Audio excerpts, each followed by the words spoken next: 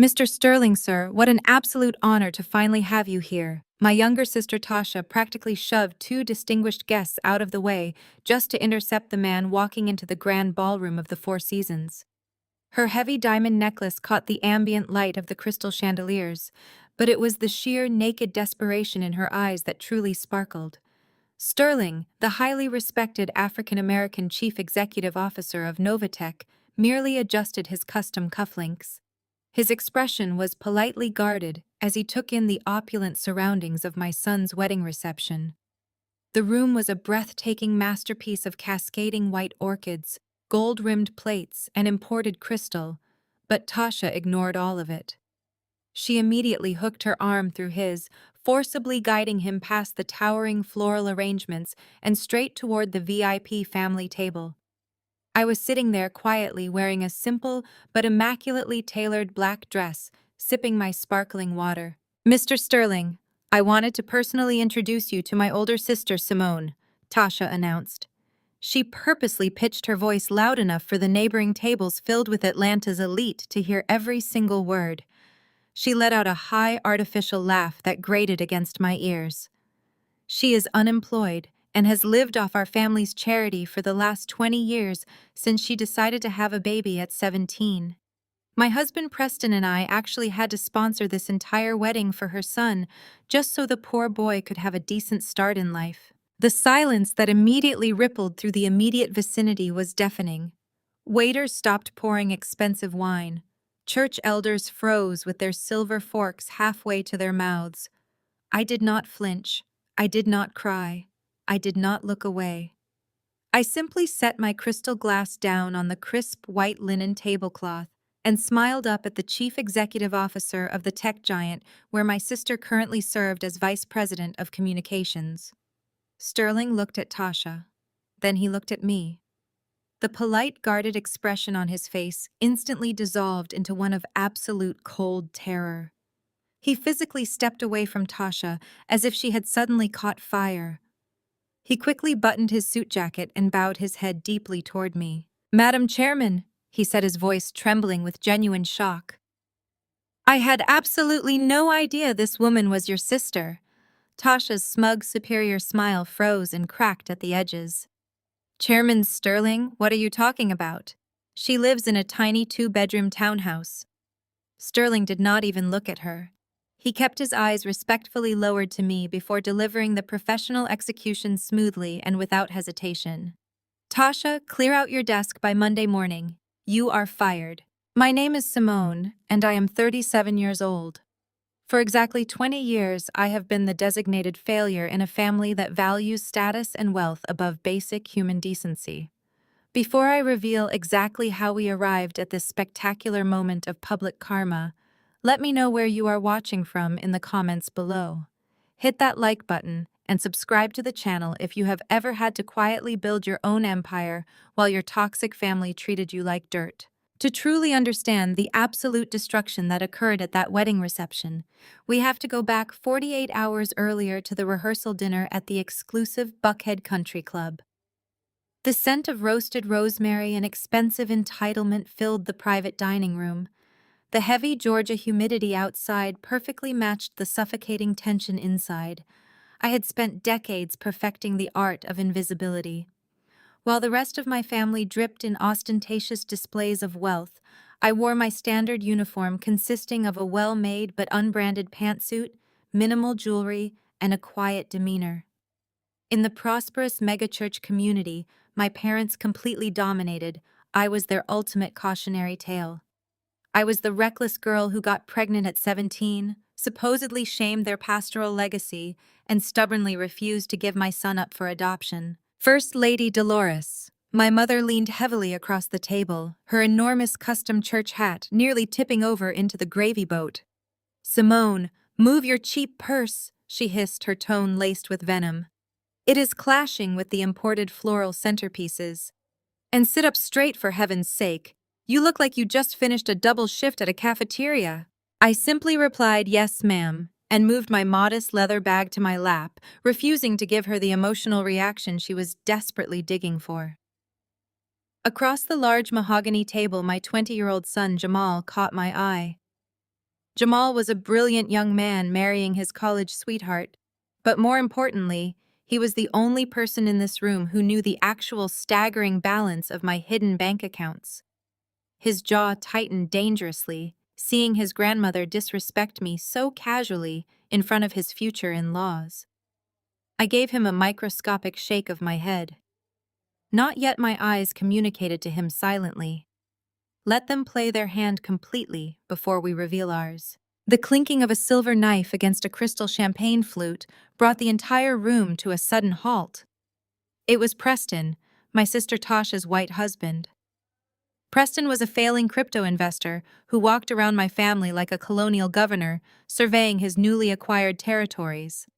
He thrived on a deeply ingrained white savior complex, endlessly patronizing my parents and me, while Tasha paraded him around their social circles as her ultimate status symbol. If I may, Preston began, his booming voice echoing obnoxiously off the wood-paneled walls.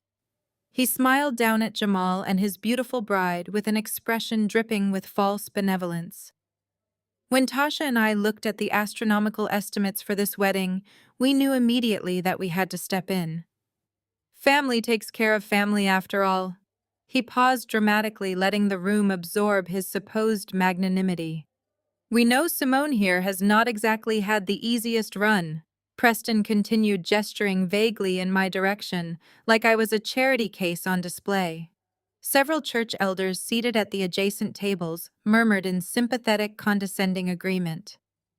Being a teen mother struggling to find steady work year after year is a tough road. It is a harsh world out there. But Tasha and I believe in lifting disadvantaged people up. Jamal, you have done quite well for a boy from your specific background. We are extremely proud to write the heavy checks that made this luxury weekend possible. My hands rested perfectly calm on my lap while he spoke. The massive check Preston was so proudly referring to had actually bounced 3 days ago. Jamal's highly stressed wedding planner had called me in an absolute panic on Tuesday morning because the luxury venue was threatening to cancel the entire event due to insufficient funds. I had quietly and immediately wired $150,000 to the venue and all the primary vendors using a blind trust to keep the event moving seamlessly and spare my son any stress.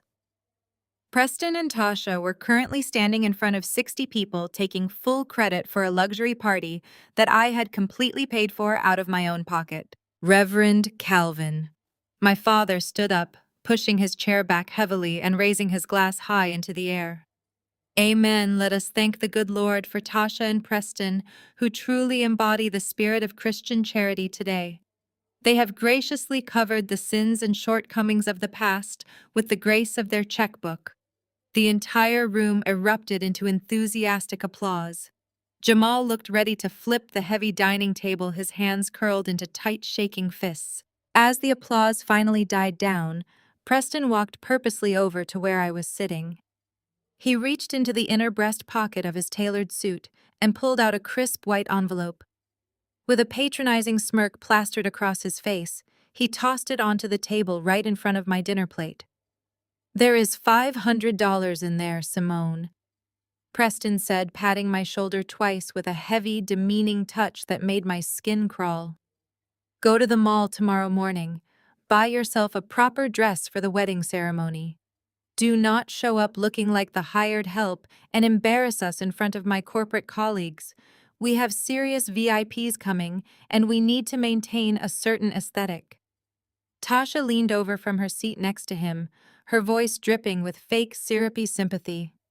Make sure you get something with long sleeves, Simone. We want to look elegant and sophisticated, not tired and worn out.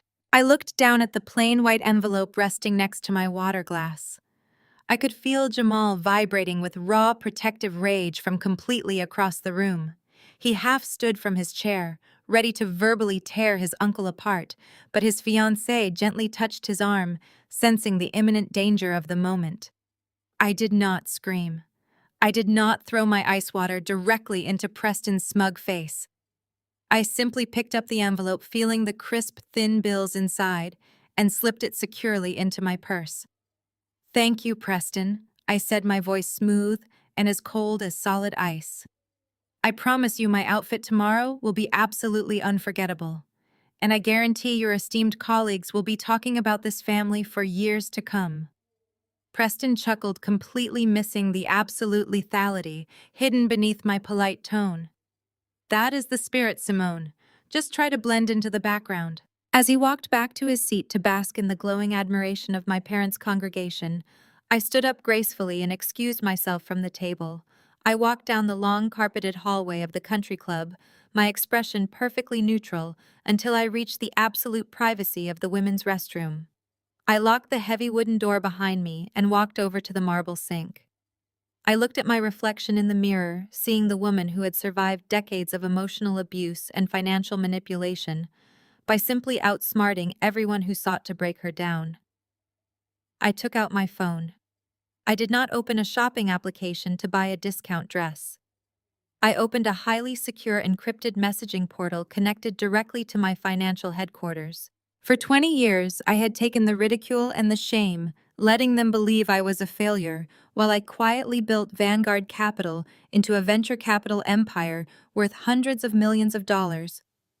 I operated completely anonymously, using proxy firms and ruthless business strategies to acquire massive stakes in technology and communications conglomerates. NovaTech, the very company where Tasha endlessly boasted about her vice president title, was just another asset in my vast portfolio. I typed a single calculated command to my senior wealth manager in New York. Initiate a hostile corporate audit on NovaTech's marketing discretionary funds immediately. And I need you to find out exactly who holds the paper on Preston's private debts. I want Vanguard Capital to own every single liability attached to his name by tomorrow night. I pressed send and watched the message encrypt and disappear. My family thought they were dealing with a helpless victim who needed their arrogant charity. They had no idea they had just handed a loaded weapon to the woman who secretly owned their entire world. The morning sun poured through the floor-to-ceiling windows of the penthouse bridal suite at the Four Seasons. The room was a chaotic whirlwind of ivory tulle, spilled champagne, and suffocating toxicity. I stood in the far corner holding a heavy industrial steamer, working the wrinkles out of the bridesmaids' dresses. Tasha had loudly insisted I handle this specific chore, because according to her, I was naturally gifted at manual labor and needed to make myself useful since I was not contributing financially. Tasha sat in the center of the room, like a reigning queen, surrounded by makeup artists and hairstylists. She held up her phone recording a live video for her thousands of followers. Getting ready for my nephew's big day, she cooed to the camera, tossing her hair over her shoulder with practiced elegance. It is absolutely exhausting funding a luxury wedding, but God blesses us, so we can be a blessing to those who have less. She ended the recording and immediately snapped at the makeup artist. "Watch the contour line on my cheeks. You are making my nose look too wide. I have senior executives from NovaTech arriving in 3 hours, and I must look absolutely flawless for the corporate photos." First Lady Dolores. My mother sat on a plush velvet sofa nearby, sipping a mimosa from a crystal flute. She looked over at me with her usual expression of thinly veiled disappointment. "Simone, mind the silk on that fabric," she ordered, pointing a manicured finger in my direction. "If you burn a hole in that dress, you certainly cannot afford to replace it." "And where is the outfit Preston gave you the charity money for yesterday?" "It is being delivered directly to my room." "Mother," I replied calmly, keeping my movements smooth and methodical with the steamer. I refused to give her the emotional reaction she was desperately digging for. "It better be," Tasha sneered. She reached up to adjust the massive glittering necklace draped across her collarbones. This piece alone cost $80,000. Preston bought it for me as an early anniversary gift. I cannot have my sister standing next to me in the family photos looking like she shops at a discount rack in a strip mall. I glanced at the necklace. As a venture capitalist who routinely dealt with high-end asset acquisitions and luxury brand portfolios, I had an incredibly trained eye for fine jewelry. The setting of the center stone was slightly off balance. More importantly, the clasp had a tiny familiar laser engraving that caught the morning light perfectly. It was a rental piece from a boutique in Buckhead, likely leased for 48 hours, and made entirely of high-grade cubic zirconia. "It is truly stunning, Tasha," I said, my voice completely devoid of any inflection. "A piece exactly like that really tells a clear story about the person wearing it." Just then, a sharp knock on the suite door broke the tension. Jamal's wedding planner, a highly organized woman named Sarah, burst into the room looking absolutely frantic. She held a clipboard tightly against her chest, her eyes darting around the room until they landed on my sister. "Tasha, we have a massive problem," Sarah said, her voice dropping to an anxious whisper. "The elite floral design team is threatening to pack up all the white orchids and leave the venue right now." Tasha scoffed, waving her hand dismissively. "Tell them to stop being dramatic and finish the centerpieces. They are already paid for." "Actually, they are not," Sarah replied, pulling out her tablet. "The final $8,000 balance was supposed to be charged this morning. I just tried to run the card you placed on file. It declined. I tried it 3 more times. The bank is rejecting the charge entirely." The smug superiority vanished from Tasha's face, instantly replaced by a flash of sheer panic. She snatched her phone from the vanity, her perfectly manicured fingers trembling slightly as she opened her banking application. "That is impossible," she snapped, though her voice visibly wavered. "There must be a fraud alert on the account because of the high wedding expenses. Preston is moving some major investments around for the new quarter. You know how stressful high finance is." I knew exactly what that alert was. An hour ago, I had received a notification from my security team. Preston's accounts were already being frozen as Vanguard Capital began acquiring his massive underwater debts. I had left the decline alerts active on Tasha's end just to let her sweat. She dialed Preston's number, holding the phone to her ear, but I could hear it go straight to voicemail. The color drained from her cheeks. "I need some air," Tasha announced, standing up abruptly and nearly knocking over the makeup artist's chair. "Simone finished steaming those dresses. And pick up these empty champagne flutes. The room looks like an absolute mess." As Tasha practically sprinted out of the bridal suite to track down her husband, I set the steamer down. I discreetly pulled my phone from my pocket and texted my private concierge service. I authorized an immediate charge on my black card to clear the florist's $8,000 balance. I instructed them to tell the vendor the payment came from an anonymous family trust. I would never let my son's wedding venue be stripped of its flowers, but I was perfectly content letting Tasha believe she was seconds away from social ruin. Mother Dolores looked at me and sighed heavily, shaking her head. "You should really take notes from your sister Simone. She married a true provider. She secured her future and elevated the family name. You let one mistake in your teenage years define your whole life. Look at you, 37 years old and still fetching and caring for your younger sister. It breaks my heart to see you so far behind." I turned to face the woman who had spent my entire life measuring my worth by my proximity to a man with money. "Mother," I said, my tone eerily quiet, causing her to shift uncomfortably on the velvet sofa. "Have you ever wondered how I managed to put Jamal through an Ivy League university without taking out a single student loan? Or how I paid off your church's massive roof repair bill 3 years ago, when the congregation funds mysteriously came up short?" Mother Dolores waved her hand dismissively, refusing to process the logic of my words. "The Lord provided for the church, and Jamal earned academic scholarships. Do not try to rewrite history to make yourself feel important, Simone. It is unbecoming of a Christian woman." I smiled, a slow, terrifying smile that completely unsettled the room. "You are right, Mother. The Lord absolutely provides. But sometimes He uses instruments you stubbornly refuse to see." I picked up the steamer and went back to work, knowing the clock was ticking down to the moment their entire world would shatter. The heavy oak doors of the penthouse suite swung open, admitting the imposing figure of Reverend Calvin. My father wore a bespoke charcoal suit that likely cost more than the average tithe at his megachurch. A heavy gold watch gleamed on his wrist, catching the light as he closed the door behind him. He carried the scent of expensive cologne and the suffocating weight of absolute patriarchal authority. He surveyed the room, noting the spilled champagne and the scattered garment bags before his eyes locked onto me. "Where is Tasha?" he demanded, his deep baritone echoing off the mirrored walls. He spoke with the practiced cadence of a man who was used to commanding congregations of thousands. "She stepped out to handle a minor billing issue with the florist," I replied, keeping my voice entirely neutral. I carefully hung the last steamed bridesmaid dress on the velvet padded rack. Mother Dolores scoffed loudly from her spot on the sofa. "Do not let her fool you, Calvin. Your oldest daughter is in here acting like she is above her station again." I just had to remind her to be grateful for the roof over her head. She has been giving Tasha attitude all morning instead of thanking her sister for sponsoring this entire wedding. Reverend Calvin sighed heavily, a sound designed to convey profound disappointment. He walked slowly across the plush carpet, stopping just a few feet away from me.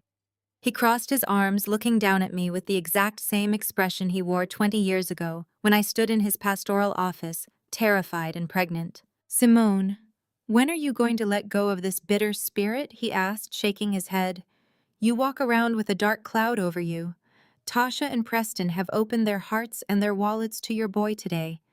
They are giving Jamal a wedding fit for royalty, a wedding you could never provide for him on your meager salary, and yet you cannot even muster a simple word of gratitude." I stood perfectly still, holding the empty water reservoir of the industrial steamer. "I am very grateful for everything happening today, sir," I said softly. My mind flashed to the wire transfer confirmation sitting securely in my encrypted email.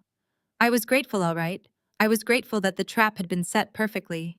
"Grateful does not look like silent resentment," my father preached, taking another step closer to invade my personal space. "You have always been stubborn, Simone, ever since you were 17 years old and brought shame into my house. Do you remember the humiliation Dolores and I had to endure? The whispers in the pews, the deacons questioning my ability to lead the flock when I could not even keep my own daughter from becoming a teenage mother. We had to build our reputation back from the ground up because of your reckless choices." Mother Dolores chimed in, her voice dripping with toxic righteousness. "We prayed over you, Simone. We asked the Lord to cleanse your rebellious spirit, but you refused to listen. You refused to give the baby up for adoption to a nice, respectable family. You chose this hard life, and now you expect your sister to carry your burdens." I looked at the two people who had given me life. They were entirely consumed by their obsession with social status. They used their religion as a weapon to punish anyone who did not fit their flawless public narrative. In their eyes, my son was just a mistake they had to tolerate. But to me, Jamal was my greatest triumph. Every late-night coding session, every ruthless corporate takeover, every billion-dollar acquisition I engineered over the last 2 decades had been for him. "You look at Preston," my father commanded, pointing a finger toward the hallway. "You look at that man and you see what a real provider is. Preston comes from a fine background. He has a brilliant mind for finance. He brought legitimacy and elite corporate connections to this family. He did not have to accept you or Jamal, but because of his generous Christian spirit, he stepped down to pull your son out of the mud. He is saving our family image today." I forced myself to maintain a blank expression, though a cold laugh threatened to bubble up in my throat. The brilliant financial mind they were praising was currently sweating through his designer suit, begging loan sharks for an extension. The respectable provider they worshipped was drowning in illegal gambling debts and actively embezzling from the very tech company I secretly owned. They had elevated a white-collar criminal to the status of a savior simply because he drove a European sports car and knew how to throw around financial buzzwords at country club dinners. "I want you to go find Preston before the ceremony begins." My father continued, his tone turning into a harsh directive. "I saw the way you looked at him during the rehearsal dinner last night when he gave you that money for a dress. You looked ungrateful. You will find him, and you will thank him properly. You will apologize for your pride. And when the photographer takes the family portraits later, you will stand in the back. This day is about celebrating the union of two fine families, and we need to present our absolute best face to Preston's corporate colleagues. Do you understand me?" I looked directly into my father's eyes.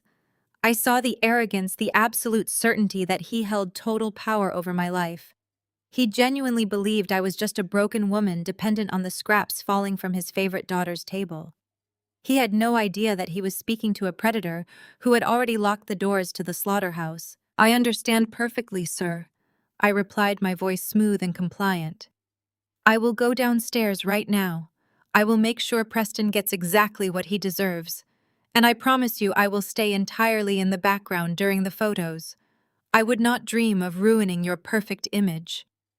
Mother Dolores nodded in satisfaction, taking another sip of her mimosa. "See that you do, Simone. Now go make yourself useful somewhere else. You are bringing the energy down in this room." I bowed my head slightly, picking up my small leather clutch from the side table. As I turned and walked out of the bridal suite, the heavy oak doors closing silently behind me, the suffocating weight of their hypocrisy instantly evaporated.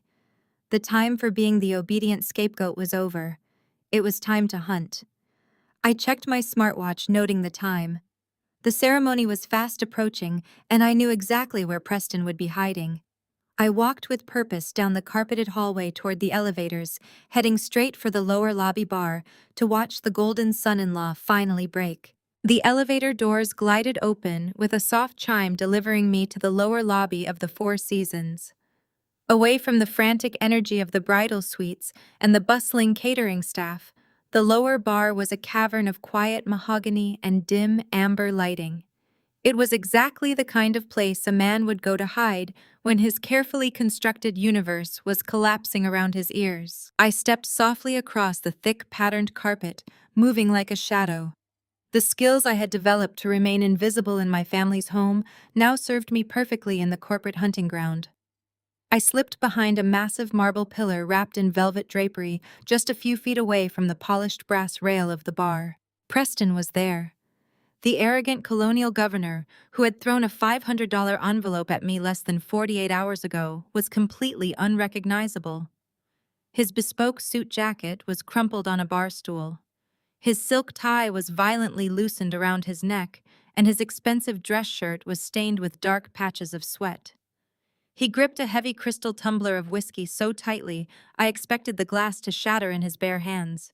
He was holding his phone to his ear, pacing back and forth in short, frantic bursts. The false bravado, the booming white savior voice he used to command my parents' congregation, was entirely gone. In its place was the high-pitched, trembling whine of a cornered animal. "I told you, I just need until Monday morning," Preston hissed into the receiver, his chest heaving. "The markets are closed. You cannot call the margin on the offshore accounts right now. I have the capital. I just need time to move the ledgers around." A heavy pause followed. I could hear the faint metallic scratch of the voice on the other end of the line. It was cold and brief. Preston dragged a shaking hand down his face, smearing sweat across his forehead. "You do not understand," he begged. His voice cracked, dropping an octave in pure terror. "The internal auditors at NovaTech are completely blind. They trust me. My wife is the vice president of communications. I have unrestricted back-end access to the discretionary marketing capital. Just give me 48 hours to forge the final vendor invoices." I stood perfectly still behind the marble pillar. My breathing was slow and measured. The venture capitalist in me analyzed his panic with clinical precision. Preston was not just dealing with a bad stock investment. He was in deep with an offshore syndicate, a shadow lender who did not send polite collection notices. "Please!" Preston pleaded, slamming his free hand onto the mahogany bar. The sound echoed sharply in the empty room. "Listen to me carefully. I already siphoned $3 million. I swept the capital entirely from the Q3 Diversity and Inclusion Allocation Fund. The money is gone. The sports books wiped me out entirely. I lost it all on that insider crypto dump. But I can pull another wire from the corporate outreach accounts by Tuesday. Just call off your collectors. Do not send them to the wedding today. My father-in-law is a prominent pastor. There are highly influential VIPs upstairs right now." A cold wave of absolute disgust washed over me, followed immediately by a sharp, thrilling surge of victory. The irony was so thick it was almost suffocating. The man who stood in front of 60 prominent black church elders and boasted about lifting my son out of the mud was secretly draining a corporate diversity fund meant to empower marginalized communities. He was stealing millions of dollars intended for minority scholarships and minority-owned tech startups to cover his own illegal gambling addiction. He was funding his illusion of supremacy with stolen money while casually throwing $500 scraps at the very demographic he was robbing. The voice on the phone spoke one last time. Preston gasped, gripping his chest as if he had been physically struck. "You cannot do that." He choked out, tears of pure panic pooling in his eyes. "If you sell my debt paper to a third-party acquisition firm, they will liquidate my assets immediately. They will alert the federal authorities. You are signing my death warrant." The call disconnected abruptly. Preston dropped his phone onto the bar counter. He buried his face in his hands, letting out a pathetic, ragged sob that echoed through the quiet lounge. He looked small. He looked broken. He looked exactly like the fraud he had always been. I did not feel a single ounce of pity. In the ruthless world of venture capital and corporate acquisitions, there is a fundamental rule. When your enemy is bleeding, you do not hand them a bandage. You buy the hospital and you lock all the doors. My wealth management team in New York was operating at maximum efficiency. By the time I had taken the elevator down to this lobby, my proxy firm Vanguard Capital had already moved to purchase Preston's toxic debt from the offshore syndicate.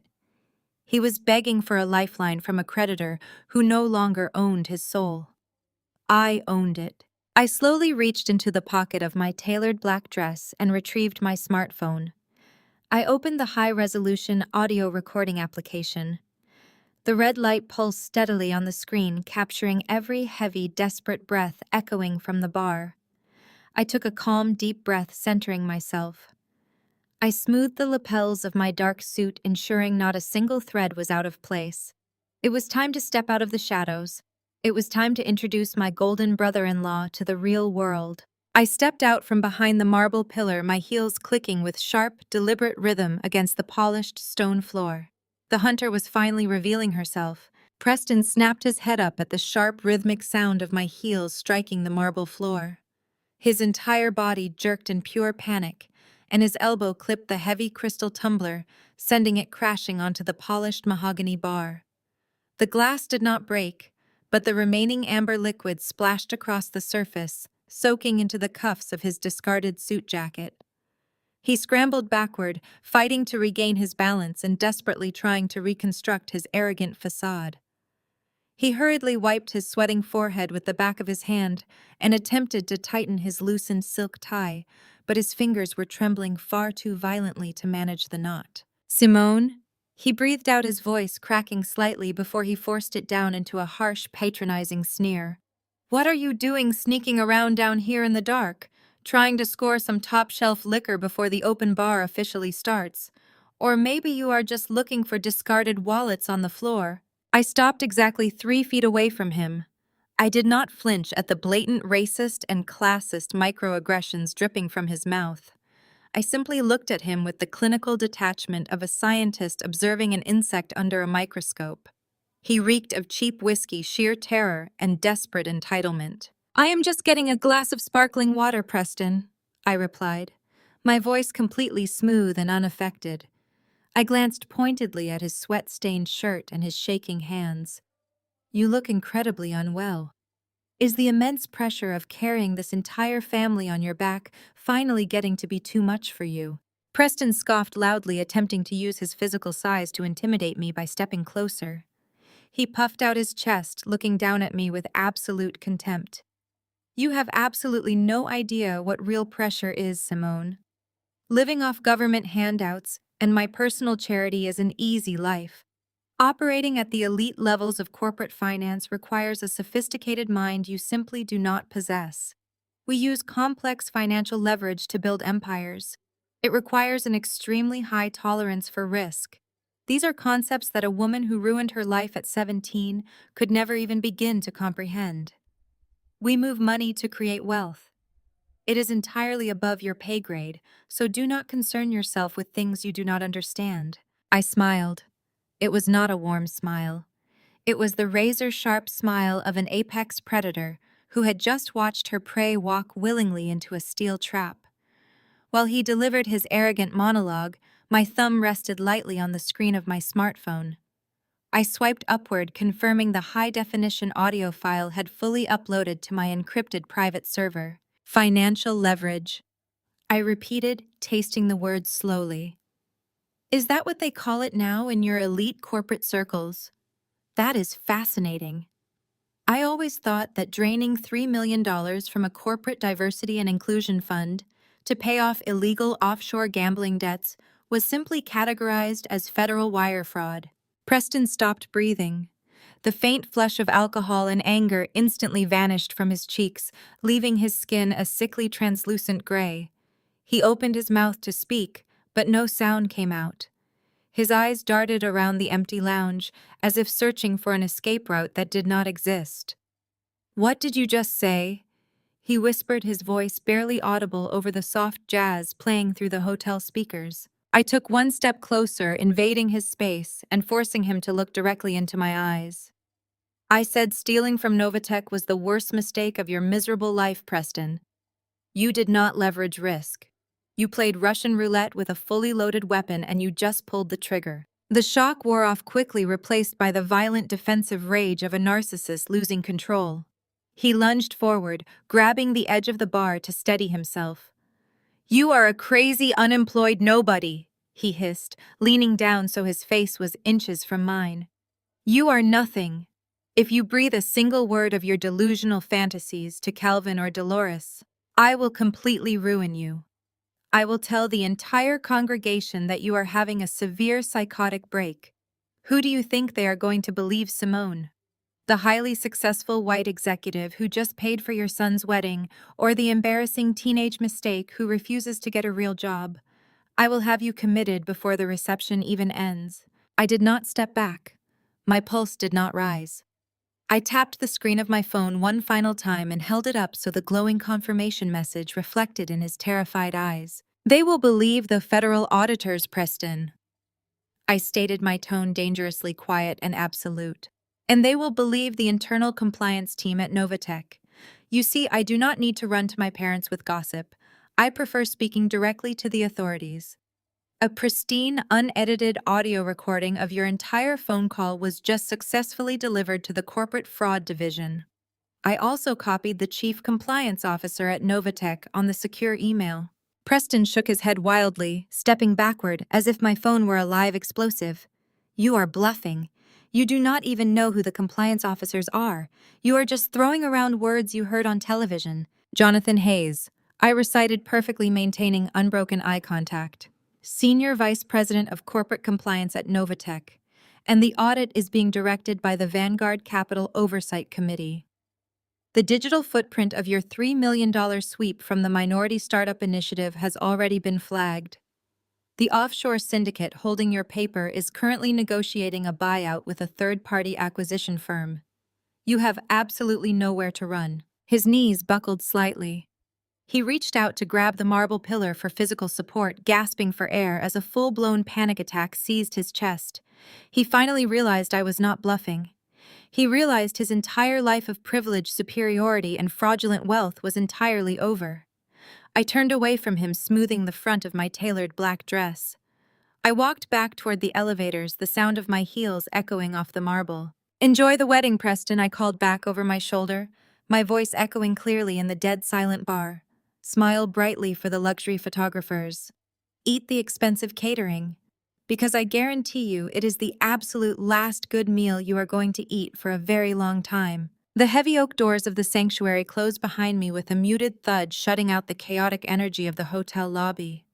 I stepped into the breathtaking ceremony space that I had entirely funded through my anonymous trust.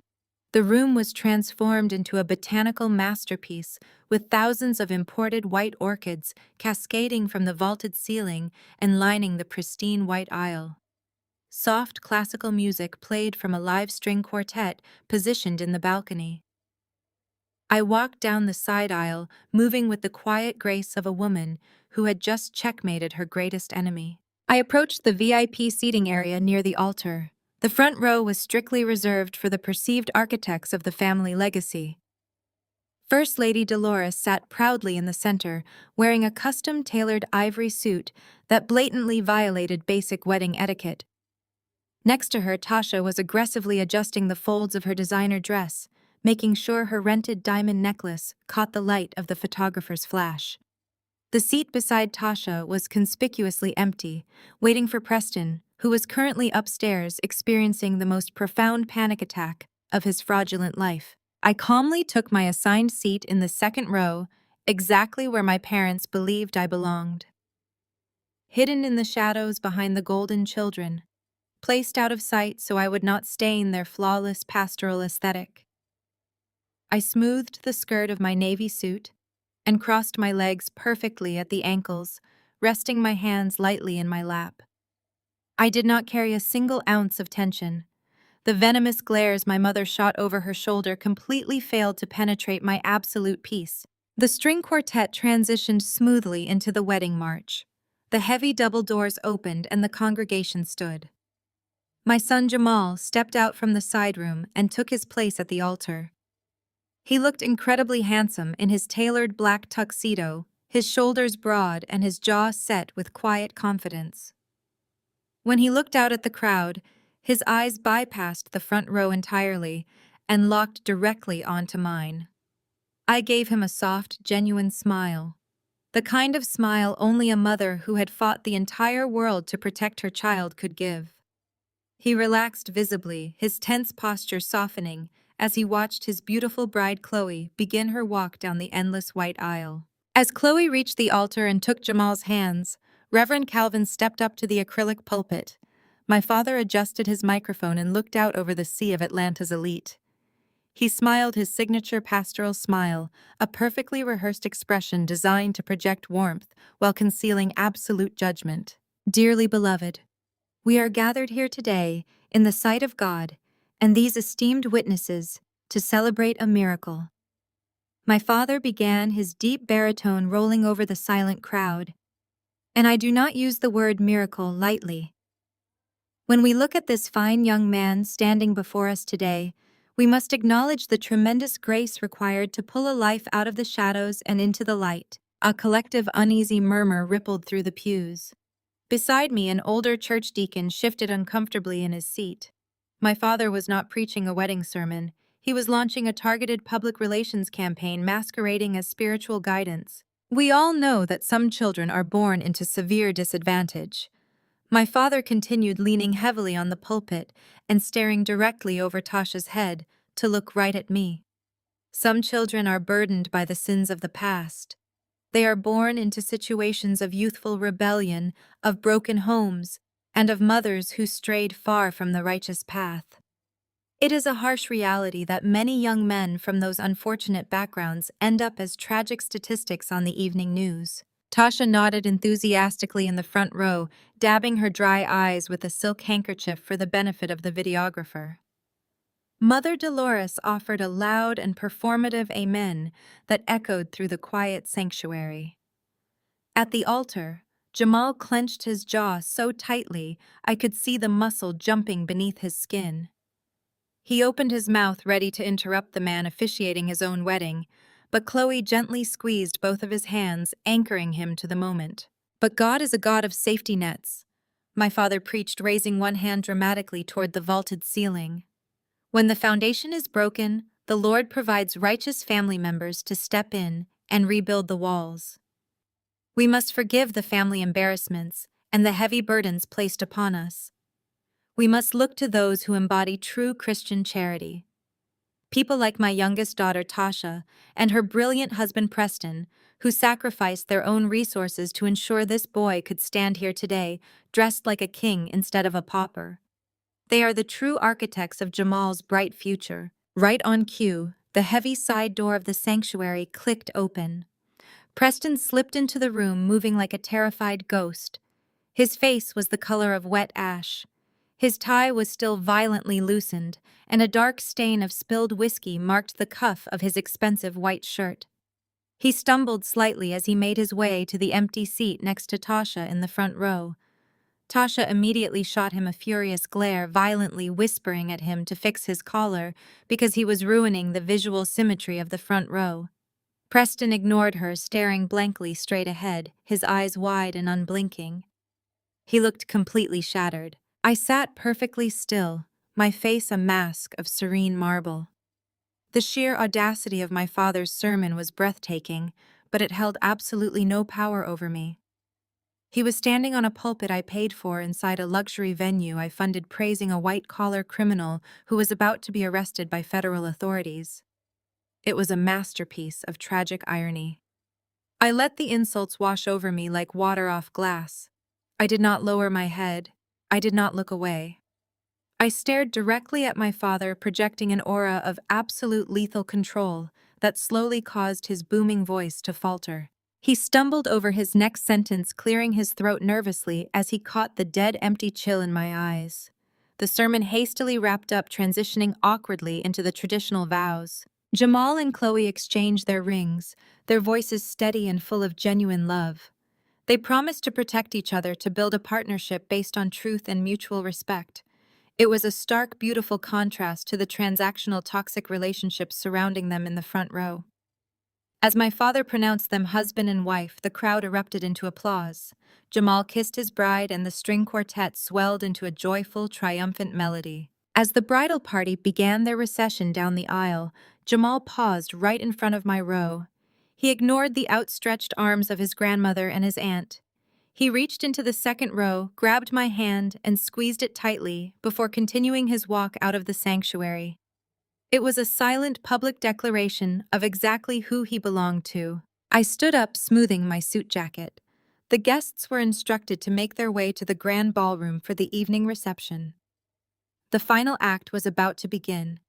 Tasha linked her arm through a catatonic Preston, dragging him up the aisle to prepare for her grand entrance. I followed at a measured distance, my phone buzzing softly in my pocket with the final confirmation from my legal team. The trap was fully loaded. The predators were eagerly marching toward the feast, completely unaware that they were actually the main course. The grand ballroom of the Four Seasons was a masterclass in absolute luxury. The double doors opened to reveal a space completely transformed by the $150,000 I had quietly wired just days ago. Towering centerpieces of imported white orchids and floating candles graced every table. A magnificent six-tier wedding cake adorned with edible gold leaf stood as the focal point of the room. The lighting was casting a warm, elegant glow over the gold-rimmed plates and custom silk napkins. It was the perfect setting for a high society celebration. Tasha walked into the room with her arm hooked tightly through Preston's, pulling him along like a prized show dog. She immediately began waving at the elite guests, acting as if she had personally grown the orchids and hand-painted the gold on the cake. Preston, however, moved like a man walking to the gallows. He stumbled into his chair at the VIP family table, his eyes darting frantically toward the exits. The waitstaff immediately approached to pour the vintage champagne I had selected, but Preston ignored the crystal flute. He flagged down a passing bartender and hoarsely demanded a double Scotch neat. I took my assigned seat at the far edge of the table, deliberately placing myself out of the direct line of the professional photographers. First Lady Dolores and Reverend Calvin sat at the center holding court and accepting compliments from their wealthy church members. They nodded graciously, accepting the praise for the spectacular event, while actively pointing toward Tasha and Preston as the generous benefactors who made it all possible. I sat in perfect silence. I smoothed my napkin over my lap and took a slow sip of my sparkling water. My smartphone rested face down next to my plate, carrying the digital weight of an impending corporate execution. Dinner service was an exercise in extreme psychological endurance. The culinary team presented plates of perfectly seared filet mignon and butter-poached lobster tail. Tasha spent the entire meal speaking loudly to the adjacent tables, bragging about the exorbitant cost of the menu. She repeatedly praised her husband's financial brilliance, claiming Preston had liquidated some minor stock options just to give her nephew a taste of the good life. Every time she mentioned money, Preston flinched. He drained his scotch and ordered another one, his hands shaking so badly the ice clinked violently against the glass. He knew the money was gone. He knew I held the audio confession of his massive corporate theft, and he knew the federal authorities were likely already building his case file. As the plates were cleared, The master of ceremonies took the microphone to announce the traditional wedding toasts. Chloe's father spoke first, delivering a warm, heartfelt speech about watching his daughter grow into a beautiful woman and welcoming Jamal into their family with open arms. Jamal's best friend followed, sharing humorous stories from their college days and praising Jamal's intense dedication to his career and his new wife. The room was filled with genuine laughter and joyous applause. It was supposed to end there. The DJ signaled that it was time for the bride and groom to take the floor for their first dance. But Tasha could never tolerate a room full of people focusing their attention on someone else. Before the music could start, Tasha pushed her chair back with a loud screech against the polished floor. She marched aggressively across the dance floor, her rented diamond necklace swinging heavily against her chest. She stepped right up to the DJ booth and physically snatched the wireless microphone from the startled MC's hand. She turned to face the hundreds of guests, pasting a bright, tight smile across her face. "Hello, everyone," Tasha announced, her voice echoing sharply through the high-end sound system. "For those who do not know me, I am Jacqueline. I am the groom's aunt and the vice president of communications at NovaTech." A smattering of polite but confused applause rippled through the ballroom. Mother Dolores nodded approvingly from the VIP table, clearly delighted by the aggressive display of corporate title dropping. "I just wanted to take a very brief moment to look around at this absolutely beautiful room," Tasha beamed, gesturing expansively with her free hand. "When Jamal came to me and my husband Preston worried about how he was ever going to afford a proper wedding on a simple entry-level salary, we knew immediately that we had to step in. Because that is what true elite success is all about. It is about giving back to those in your family who simply have not figured out how to succeed yet." At the sweetheart table, Jamal closed his eyes. The muscle in his jaw jumped furiously. Chloe reached out and placed a firm, comforting hand on his thigh, trying to ground him. "Jamal grew up with some severe disadvantages," Tasha continued, her voice dripping with toxic, performative pity. She paced slowly across the edge of the dance floor, ensuring the videographer captured her best angle. "He grew up without a father. He grew up with a mother who made some very poor choices at a very young age. Let us just be honest and say that Simone did the absolute best she could with what very little she had. But Preston and I wanted to step in and show this young man what a real standard of excellence looks like." Gasps began to break out across the ballroom. Several of Jamal's college friends exchanged angry, disgusted looks. The sheer lack of class was staggering even for Tasha. I sat perfectly still, my posture completely immaculate in my custom suit. "We all know the harsh reality," Tasha preached, her tone shifting to mimic our father's pastoral cadence. "A young boy raised by a single teenage mother with no career prospects is usually destined to become just another street statistic. But Preston and I refused to let that happen. We opened our checkbook because we wanted Jamal to know that he does not have to be a statistic. He can rise above his mother's mistakes and be part of the elite class." Jamal violently pushed his chair back. The heavy wood slammed into the floorboards. He stood up, his hands curled into tight, shaking fists, ready to march across the dance floor and rip the microphone from his aunt's hand. I moved faster. I reached under the table and clamped my hand firmly over Jamal's wrist, applying a sharp, grounding pressure. He looked down at me, his eyes burning with protective fury. I looked back at him, my expression an impenetrable fortress of calm strategy. I gave him a single definitive shake of my head. I leaned forward slightly and whispered so only he could hear. "Hold the line. Let your aunt finish digging the grave. The dirt is about to fall." Jamal took a ragged breath. He trusted me completely. He slowly lowered himself back into his chair, his eyes locked onto Tasha with absolute disdain. Tasha, completely oblivious to the lethal danger she was in, raised her empty hand in a mock toast. So to Marcus and Chloe, she cheered loudly. "May your new marriage be as rich, as prosperous, and as successful as the people who funded it." She handed the microphone back to the DJ and strutted off the dance floor, basking in the intensely awkward, forced applause of my parents' church friends. She made her way back to the VIP table, looking incredibly pleased with her own performance. She reached for her champagne glass, completely unaware that the grand double doors at the back of the ballroom were about to swing wide open. Tasha wrapped her fingers proudly around the crystal stem of her champagne glass. But before she could take a single triumphant sip, the atmosphere in the room violently shifted. At the sweetheart table, Jamal had reached his absolute limit. The grounding touch from his new wife was no longer enough to extinguish the protective fire his aunt had just ignited. He abruptly stood up, causing his heavy wooden chair to scrape sharply against the polished floorboards. He bypassed the head table entirely and marched with purposeful, aggressive strides directly toward the elevated stage. He signaled the disc jockey to keep the audio system online.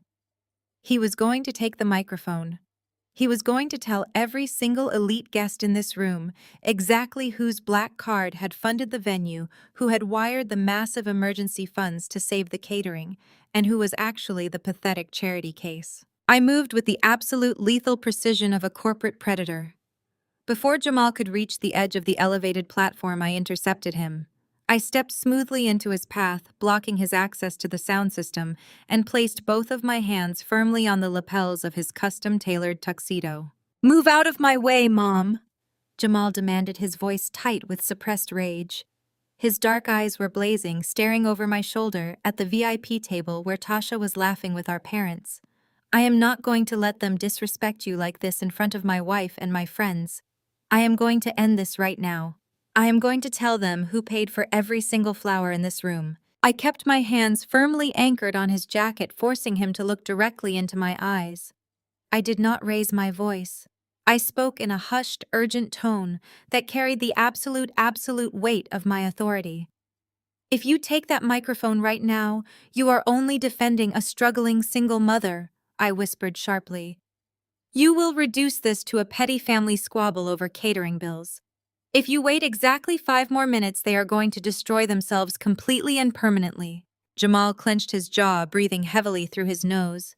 He shook his head, staring down at me with fierce loyalty. "She humiliated you. She stood up there and called you a mistake. I cannot just sit there and let her take credit for your sacrifices." I tightened my grip on his lapels. "In the world of venture capital, we have a very strict rule, Jamal. Never interrupt your enemy when they are actively digging their own grave. Look at the VIP table. Look at your Uncle Preston." Jamal frowned, his brow furrowing as he shifted his gaze over my shoulder. Following my directive, he observed the man sitting next to Tasha. "He is not shaking because of a wedding bill," I explained, my voice dropping to an icy whisper. "He is shaking because he is a white-collar criminal who just realized the walls are closing in. While you were taking your wedding photos, I recorded him confessing to embezzling $3 million from a corporate diversity fund to pay off illegal offshore gambling debts. My auditors at Vanguard Capital are currently seizing every single asset attached to his name. And your Aunt Tasha is about to lose her vice president title in front of every prominent corporate connection she desperately worships." Jamal stared at me, his anger slowly transforming into stunned realization. He looked back at Preston, who was currently ordering a 4th double scotch with visibly trembling hands. Then he looked down at me, a slow, profound understanding dawning in his eyes. He realized the sheer scale of the retaliation I had orchestrated. This was not about a wedding toast. This was a total corporate and financial execution. I built an empire from the mud they threw at us. I told my son, smoothing the lapels of his tuxedo gently. I did not survive 20 years of their toxic abuse just to settle for a microphone drop at a reception. I am going to dismantle their entire world. But I need you to hold the line. Go back to your beautiful bride. Sit down, smile for the cameras, and watch the empire fall." Jamal took a deep, steadying breath. The rigid tension left his shoulders. He covered my hands with his own, giving them a firm squeeze of profound respect. "Yes, ma'am," he said quietly. He turned around and walked back to the sweetheart table, taking his seat next to Chloe with the calm, composed dignity of a king. I turned and walked back to the VIP table. My posture was perfectly straight, my expression an impenetrable mask of serene marble. As I pulled out my chair and sat down, Tasha leaned across the table, her heavy diamond necklace catching the light. She smelled of expensive perfume and cheap arrogance. "I hope you appreciated the reality check, Simone." Tasha whispered, her voice dripping with venomous satisfaction.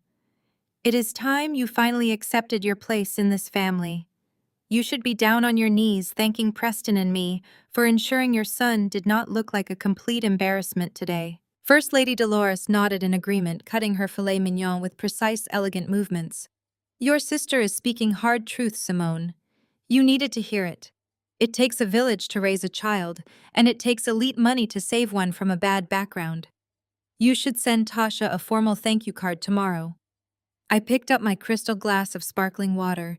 I looked directly into Tasha's eyes, letting the cold, dead chill of my gaze freeze the triumphant smile on her face. "You should enjoy that champagne, Tasha," I said, my voice perfectly level and devastatingly calm. "Drink every last drop. Because it is the absolute last glass you will ever consume while holding a corporate title." Tasha scoffed, rolling her eyes dramatically. "You are delusional. You have been unemployed for 2 decades. You do not even know what a corporate title is." I did not respond. I simply set my glass down and shifted my gaze toward the back of the ballroom. The string quartet had just begun to play a lively jazz piece, but the music was entirely eclipsed by the sudden heavy shift in the room's atmosphere. The security detail stationed at the rear entrance stepped aside. The massive mahogany double doors swung open with a resounding thud that echoed across the dining hall. The trap was fully set. The executioner had arrived. Sterling Vance crossed the threshold of the ballroom, carrying himself with the effortless authority of a man who commanded boardrooms and shattered glass ceilings across Silicon Valley. At 55 years old, he was a titan of the tech industry. 2 men in dark, tailored suits flanked him, operating as a seamless professional security detail. He was a billionaire chief executive officer stepping into a wedding reception, and his presence immediately shifted the gravitational pull of the entire room. Conversations died out as elite guests turned their heads to stare at the sudden arrival of corporate royalty. At the VIP family table, Tasha practically vibrated with aggressive corporate ambition. The venomous sneer she had directed at me just moments ago vanished entirely, replaced by a mask of desperate, sycophantic joy. She completely abandoned her husband Preston, who was currently gripping his empty scotch glass like a life preserver. She ignored Mother Dolores and Reverend Calvin, who were busy adjusting their posture to project pastoral dignity. Tasha only saw a networking opportunity that could secure her next promotion and validate her shallow existence. She pushed her chair back violently and sprinted across the polished dance floor. She shoved past 2 prominent church elders and cut off a wealthy real estate developer just to ensure she reached the entrance first. I watched her perfectly manicured hands smooth down her designer dress before she flashed a blinding artificial smile. "Mr. Sterling, sir, what an absolute honor to finally have you here," Tasha practically shrieked. Her voice pitched an octave higher, designed to cut through the ambient noise of the ballroom and ensure everyone nearby witnessed her proximity to absolute power. Sterling paused his security detail, stepping forward slightly before he waved them off with a subtle gesture. He looked at Tasha with a polite but distinctly guarded expression. He adjusted his custom cuffs, taking in her heavy rented diamond necklace and her frantic, nervous energy. "Jacqueline," he said, his voice a smooth, measured baritone. "I received a highly compelling invitation this morning indicating my immediate presence was required here regarding an urgent corporate matter." Tasha did not hear this underlying tension in his words. She only heard the validation of his attendance. An invitation, she gasped, clapping her hands together in performative delight. "Oh well, yes, of course. You know exactly how much I value corporate synergy and networking at these elite social events. Please come meet my family. I want to show you the charity project Preston and I put together for my disadvantaged nephew." Sterling blinked, clearly confused by her bizarre pivot, but Tasha gave him no time to process the sheer audacity of her statement. She aggressively hooked her arm through his, physically dragging the chief executive officer of NovaTech across the ballroom floor. She paraded him past the towering white orchids and the imported crystal centerpieces, pulling him directly toward our table like a prized trophy. I remained perfectly still in my seat.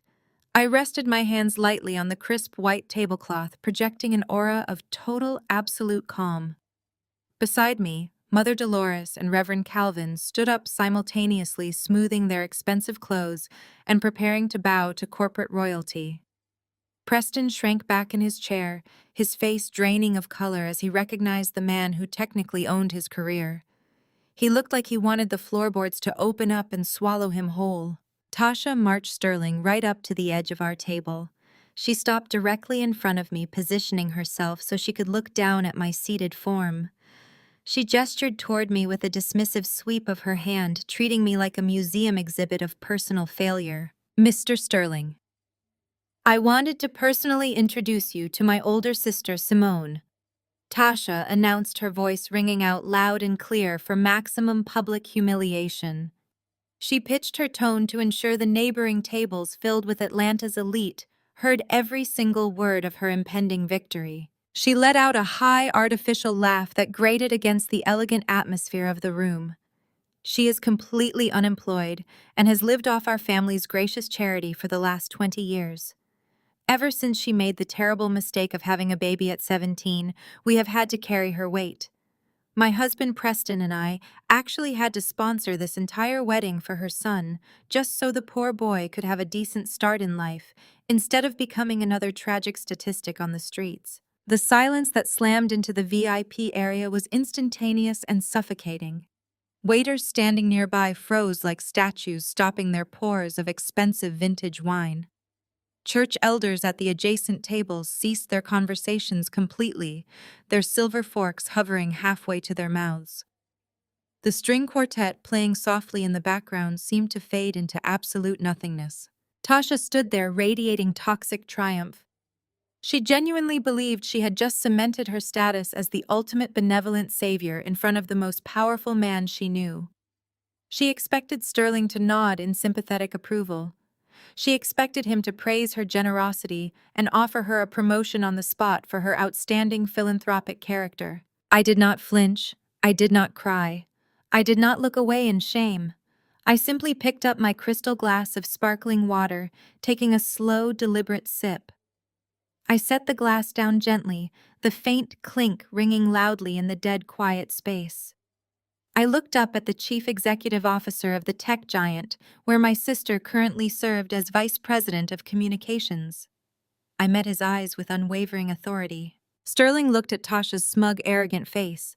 Then he slowly turned his head and looked directly at me. The polite, guarded corporate mask he had worn since entering the ballroom instantly dissolved into an expression of unadulterated, cold terror.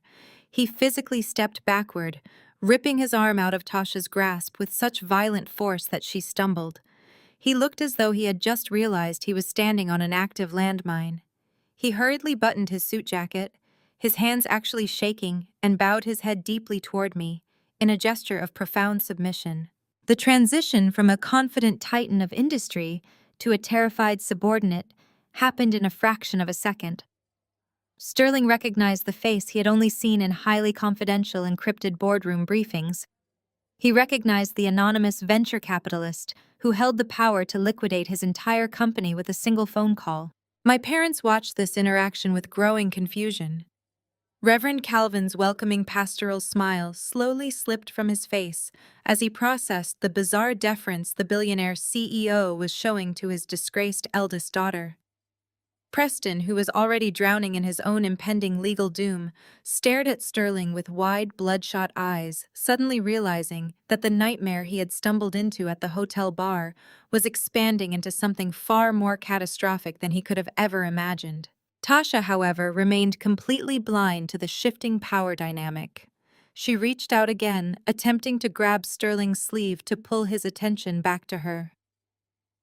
"Mr. Sterling," she prodded, her voice laced with nervous confusion. "Why are you bowing to her?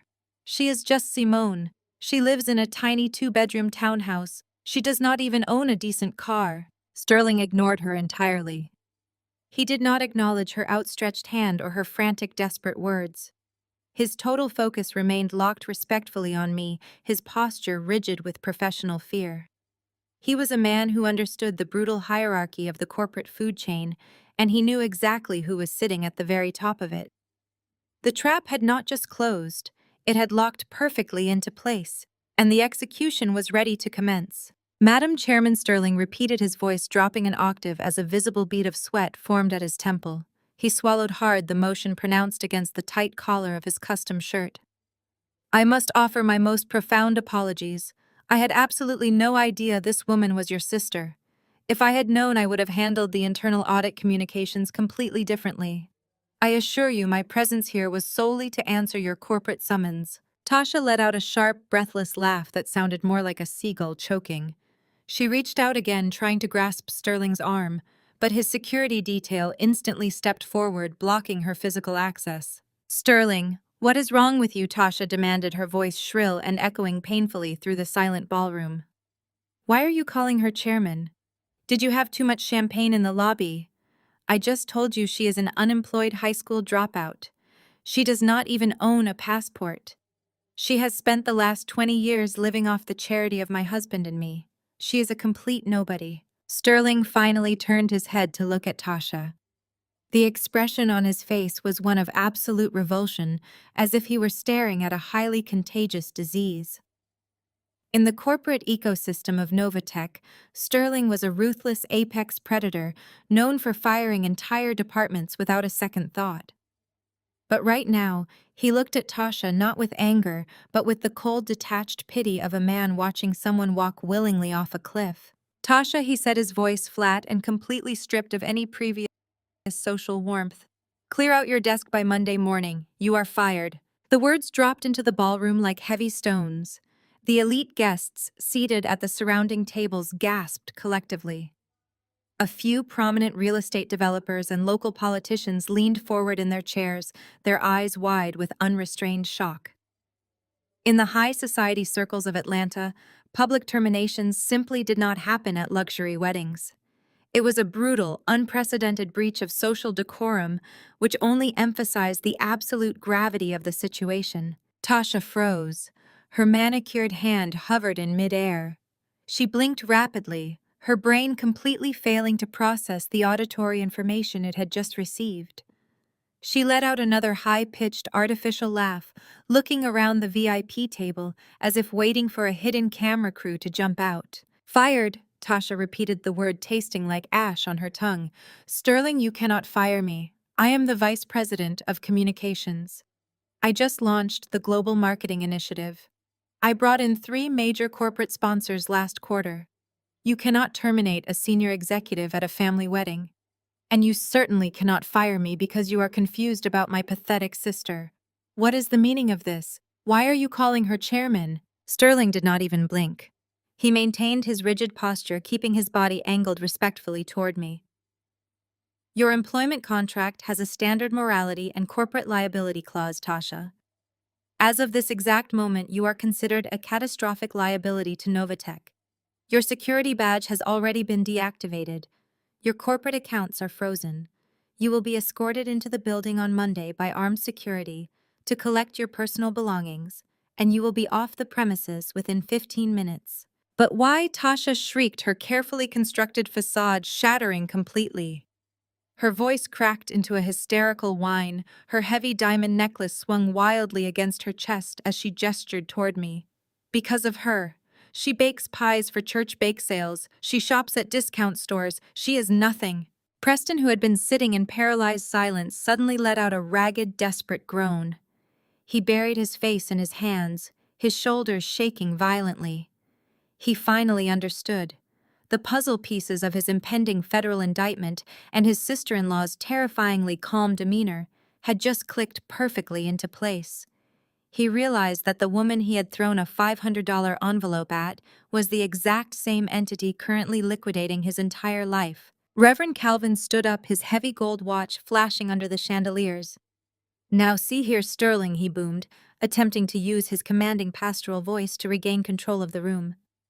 You are a guest at my grandson's wedding. You will not come into this venue and speak to my daughter this way. Tasha is a pillar of this community.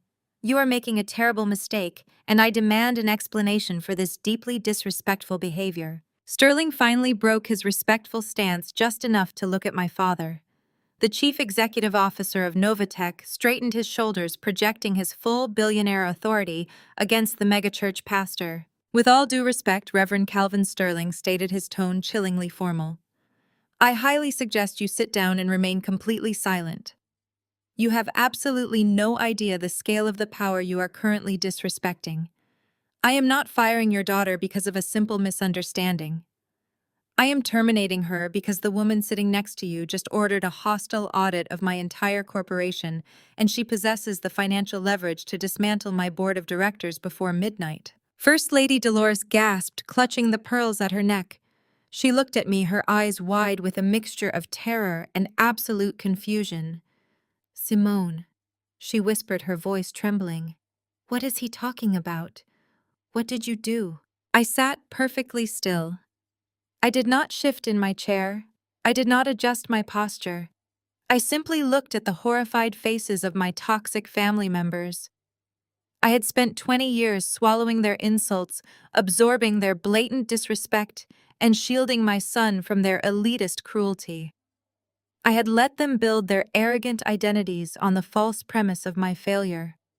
I watched Tasha desperately gasping for air, her career evaporating in front of her most important social contacts. I watched Preston sobbing quietly into his hands, anticipating the federal handcuffs. I watched my parents realize their entire social hierarchy was built on a foundation of sand. The execution was complete. The guillotine had fallen with flawless precision. But the true devastation was just beginning. It was finally time for the designated failure of the family to speak. I placed both hands flat on the crisp white linen tablecloth and slowly stood up. The movement was deliberate, unhurried, and entirely devoid of the nervous energy that was currently suffocating the rest of my family. As I reached my full height, I smoothed the front of my custom-tailored black suit. I looked down at Tasha, who was still gasping for air like a fish thrown onto the deck of a boat. Her eyes were wide, darting between me and Sterling, desperately searching for a punchline to a joke she didn't understand.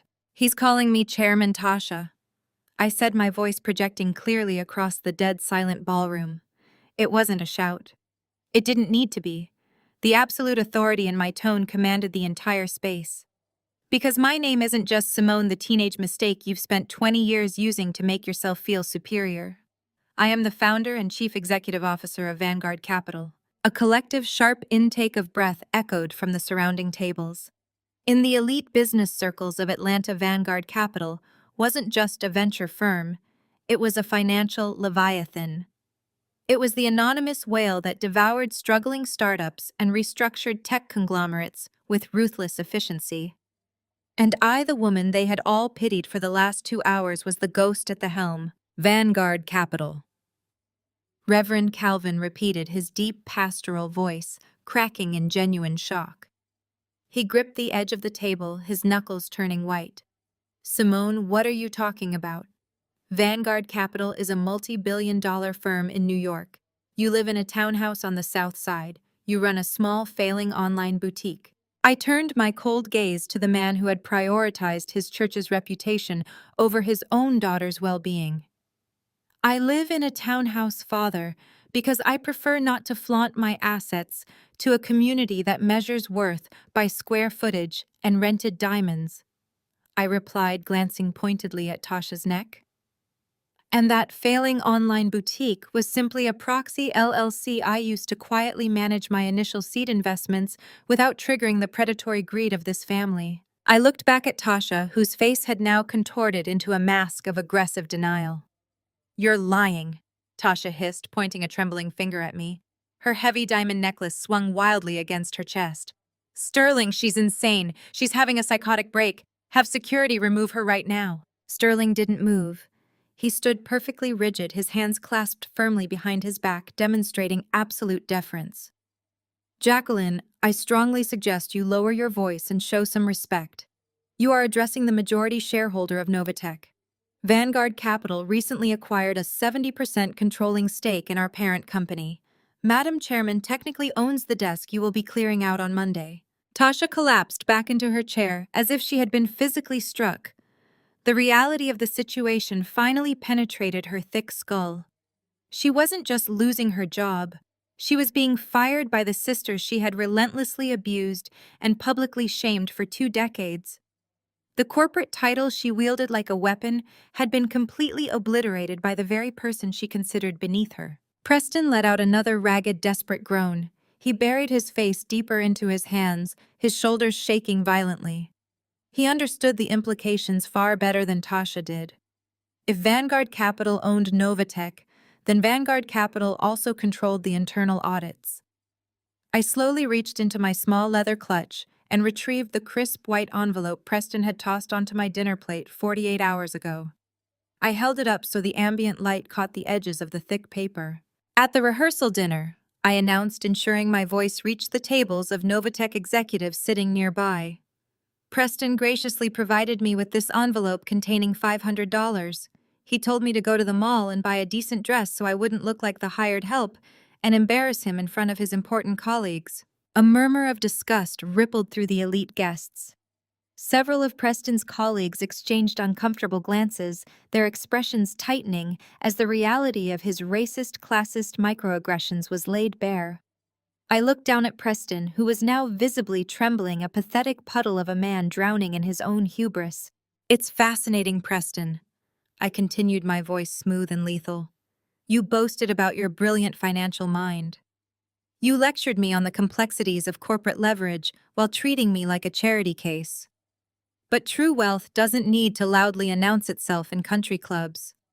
True wealth operates in the shadows, quietly acquiring the assets of arrogant, over-leveraged fools. With slow, deliberate movements, I grasped the edges of the white envelope. I didn't open it. I simply tore it directly down the middle. The sharp tearing sound echoed loudly in the quiet room. I tore the halves again, reducing Preston's patronizing $500 to confetti. I let the shredded pieces of paper fall from my hands. They fluttered down like dirty snow, landing directly onto Preston's lap and scattering across the pristine white tablecloth. "I don't need your $500, Preston," I stated, my tone absolutely absolute. "Because I didn't just buy a controlling stake in your wife's company. Yesterday afternoon, my asset management division completed a very specific portfolio acquisition." I paused, letting the silence stretch until the tension in the room was almost unbearable.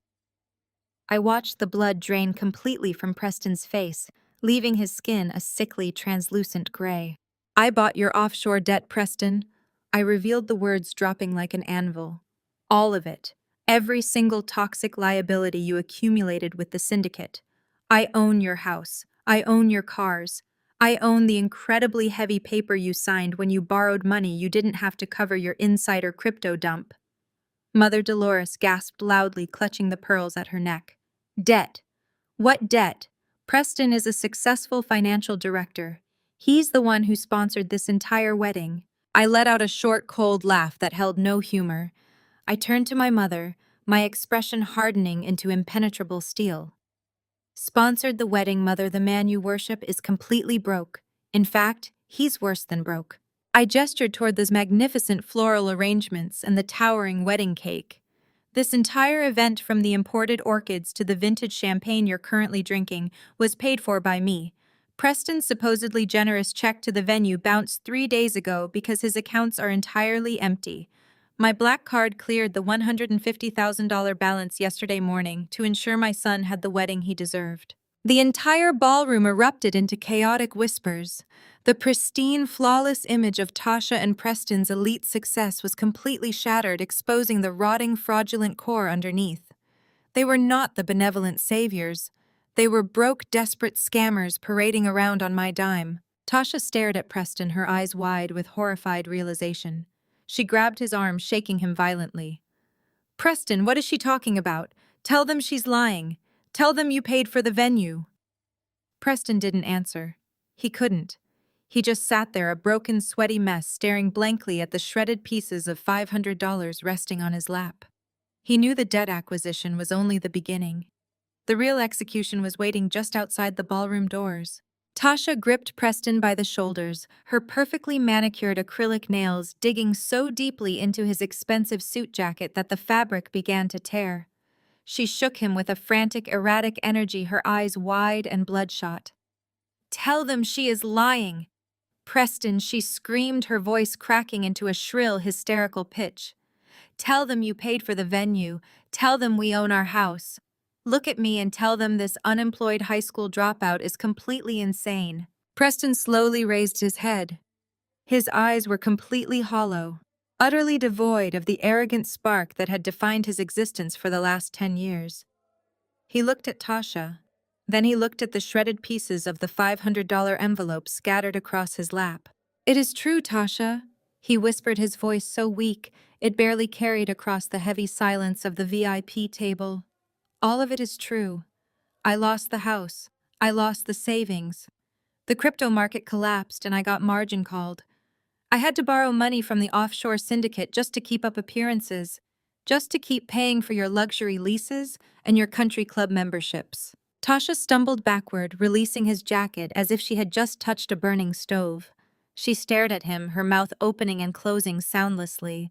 The heavy rented diamond necklace around her neck suddenly looked like a shimmering noose. "You are broke!" Tasha finally gasped, the reality of the situation hitting her with the force of a freight train. "You are completely broke, and you let me walk into this ballroom and humiliate myself. You let me stand on that stage and brag to the entire Atlanta elite about wealth we do not even have." "I did not just borrow money from the syndicate," Tasha Preston confessed, a fresh wave of tears spilling over his cheeks. "I could not make the interest payments. They were going to kill me. So I took the money from NovaTech. I swept $3 million from the Diversity and Inclusion Fund. I thought I could win it back on the sports books and replace it before the quarterly audit." The collective gasp from the surrounding tables was audible. Dozens of highly influential corporate guests pulled out their smartphones, openly recording the spectacular implosion of the golden couple. The perfectly curated facade of their elite high society lifestyle was burning to the ground in real time, and everyone wanted a front row seat to the destruction. Mother Dolores jumped up from her chair, waving her arms frantically at the guests. "Put your phones away," she commanded, her voice trembling with panic. "Have some respect for the sanctity of this wedding reception. This is a private family matter." "There is absolutely nothing private about federal wire fraud, Mother," I stated, my voice cutting through her desperate attempts at damage control. I remained standing tall and perfectly composed, an immovable force of nature. Preston did not just make a poor financial investment. He committed massive corporate theft. He stole millions of dollars intended to uplift struggling minority-owned tech businesses, and he used it to fund his illegal gambling addiction. And he did it while sitting at our dinner table claiming to be the righteous white savior of this family. Reverend Calvin slammed his fist onto the table, causing the crystal glassware to rattle violently. "Simone, that is enough," he boomed, trying to summon the righteous anger that usually silenced his congregation. "You have made your point. You are a very wealthy woman. You have this chairman title, and you own this company. If Preston is in debt to your asset management firm, you can simply forgive the loan. You can quietly replace the missing funds at NovaTech before anyone else finds out. We cannot have a scandal of this magnitude attached to the church. You will fix this right now to protect the family name." I looked at my father with absolute disgust. The depth of his hypocrisy was staggering. For 20 years, he had treated me like a repulsive stain on his pastoral legacy because I had a child out of wedlock. Yet here he was, aggressively demanding that I use my hard-earned venture capital fortune to cover up the massive felony crimes of his white son-in-law simply to protect his fragile social standing. "You want me to pay $3 million to save the man who threw $500 in my face?" I asked, my tone dropping to a dangerously quiet pitch. "You want me to rescue the man who stood on a stage 10 minutes ago and called your only grandson a charity case and a street statistic? He is family." Reverend Calvin insisted, his face flushing a deep, angry red. "We forgive, family Simone. That is what the Lord commands us to do." "I am not the Lord Father," I replied, my gaze locking onto his with terrifying intensity. I am the founder of Vanguard Capital, and in my boardroom we do not forgive thieves, we liquidate them. Tasha suddenly threw herself forward, lunging across the table toward me.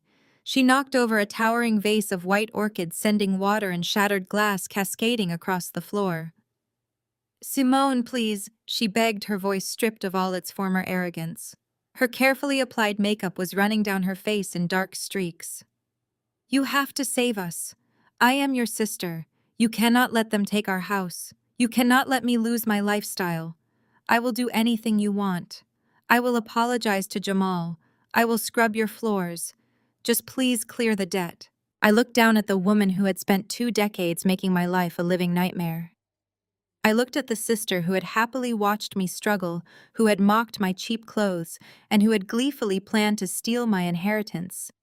"You are not my sister, Tasha," I said, my voice entirely devoid of emotion or sympathy. "You are a catastrophic corporate liability.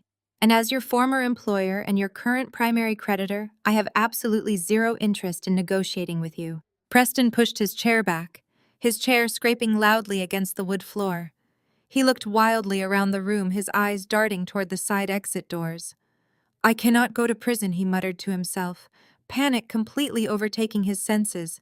"I cannot survive in a federal prison. I have to get out of here." He turned and bolted, abandoning his wife and my parents. He scrambled past the sweetheart table where my son Jamal sat, watching him with cold, quiet satisfaction. Preston shoved past a waiter, dropping a tray of champagne flutes, attempting to make a desperate dash for the emergency exit located near the hotel kitchens. Sterling, who had been standing silently by, observing the execution with profound professional respect, simply raised 2 fingers in the air. Preston did not even make it 10 feet. 2 massive men wearing dark tailored suits and earpieces stepped out from behind the heavy velvet drapery, completely blocking the exit path. They were not hotel security. They were Vanguard Capital private protection operatives, and they moved with the synchronized precision of former military personnel. They grabbed Preston by his arms, spinning him around and forcing him back toward the center of the ballroom. Preston thrashed and kicked, screaming for Tasha to help him, but the security operatives held him in a vice grip of inescapable steel. The illusion of his power was entirely shattered. The colonial governor had been captured, and the real authorities were already walking through the front doors of the St. Regis to collect their prize. The heavy mahogany double doors of the ballroom did not just open, they were thrust apart with the unmistakable force of federal law enforcement. The ambient light of the crystal chandeliers was suddenly overwhelmed by the harsh, rhythmic flashing of red and blue police lights, reflecting off the floor-to-ceiling windows from the motorcade parked immediately outside. 4 agents wearing tactical windbreakers with federal insignias emblazoned across their backs marched in formation straight onto the imported marble dance floor. 2 uniformed Atlanta Police Department officers flanked them, creating an impenetrable perimeter. The absolute silence that had gripped the elite wedding guests shattered into a cacophony of panicked gasps and violently scraping chairs. The prominent real estate developers, local politicians, and wealthy church elders scrambled backward, physically distancing themselves from the epicenter of the impending scandal. Preston thrashed violently against the unyielding grip of the Vanguard Capital security operatives. His custom-tailored suit tore at the shoulder seam with a sharp, ripping sound, giving a physical manifestation to his completely ruined life. The lead federal agent, a tall, imposing woman with a deeply stern expression, bypassed the VIP tables entirely and stopped directly in front of my struggling brother-in-law. "Preston Miller," she announced, her voice cutting through the chaotic murmurs of the ballroom like a serrated steel blade. "You are under arrest for multiple counts of federal wire fraud, corporate embezzlement, and money laundering." Preston stopped fighting the security operatives. His knees buckled entirely, his full body weight dropping toward the polished floor like a stone. The Vanguard guards effortlessly held him upright by his armpits. He stared at the federal agent with wide, bloodshot eyes, his mouth opening and closing in a desperate attempt to formulate a lie that could possibly save him. "This is a mistake," Preston choked out, his voice reduced to a pathetic, high-pitched whine. "I am a highly respected financial director. I have elite corporate leverage. You cannot arrest me at a family wedding. I know the mayor. The federal agent remained entirely unmoved by his delusional arrogance. We have a pristine audio confession recorded less than an hour ago, Mr. Miller. Furthermore, the Vanguard Capital Compliance Division just granted us unrestricted back-end access to the NovaTech discretionary marketing accounts. The digital trail of your $3 million theft from the Minority Startup Initiative is fully documented and was handed over to us on a silver platter. You have the right to remain silent. I highly suggest you start using it immediately. As the agent signaled the uniformed officers to move in with the heavy steel handcuffs, Preston's sheer terror mutated into wild, desperate rage. He realized he could not charm, manipulate, or buy his way out of a federal indictment. His gaze snapped toward Tasha, who was cowering behind Reverend Calvin, her hands covering her mouth in absolute horror. "This is her fault," Preston screamed violently, pointing a shaking finger directly at my sister. His face turned a deep, mottled crimson, his neck veins bulging grotesquely against his sweat-stained collar. "She made me do this. She demanded the luxury leases, she demanded the country club memberships, and the expensive jewelry. I had to embezzle the money because she refused to live within our actual means. She is the vice president of the department. She signed off on the blind invoices. Arrest her too. She is completely complicit in the fraud." The entire ballroom gasped collectively at the ultimate betrayal. The golden couple, the righteous white savior, and the prominent corporate executive were currently tearing each other apart like starving wolves fighting over a rotting scrap of meat. Tasha let out a blood-curdling shriek. The shock paralyzing her body evaporated immediately, replaced by an explosive defensive fury. She shoved past our father, completely disregarding the terrified warnings of Mother Dolores, and lunged directly at her husband. "You pathetic, lying coward!" Tasha screamed, her voice echoing painfully off the vaulted ceiling. "How dare you blame me for your illegal offshore gambling debts? You are a disgusting criminal and you have completely ruined my flawless reputation." Before the federal agents or the Vanguard security operatives could intercept her, Tasha drew her hand back and delivered a vicious, resounding slap directly across Preston's face. The sharp crack of skin against skin echoed loudly over the gasps of the horrified wedding guests. The sheer physical force of Tasha's aggressive strike caused her to lose her balance in her designer heels. As she stumbled forward, the heavy rented diamond necklace draped across her collarbones caught forcefully on Preston's torn suit lapel. The cheap clasp snapped instantly. The $80,000 masterpiece broke apart and cascaded down the front of her designer dress. Hundreds of sparkling stones hit the polished wooden dance floor, bouncing and rolling in every conceivable direction. Several pieces skidded to a halt directly at the feet of the federal agents. A prominent jewelry appraiser sitting at a nearby table leaned over, squinting closely at the scattered stones reflecting under the chandelier light. "Those are cubic zirconia," the appraiser stated loudly, his voice carrying a distinct tone of professional amusement. "The entire necklace is a cheap, embarrassing fake." Tasha froze, staring down at the scattered, worthless glass surrounding her expensive shoes. Her entire identity, her wealth, her elite status, her moral superiority over me was completely exposed to her most important social contacts as a cheap, rented illusion. She dropped to her knees, frantically trying to scoop up the fake diamonds, sobbing uncontrollably as her perfect world dissolved into pure, inescapable ash. The federal agents did not spare her a single glance of sympathy. The lead agent forcefully grabbed Preston's arms, twisting them behind his back with practiced, unyielding efficiency.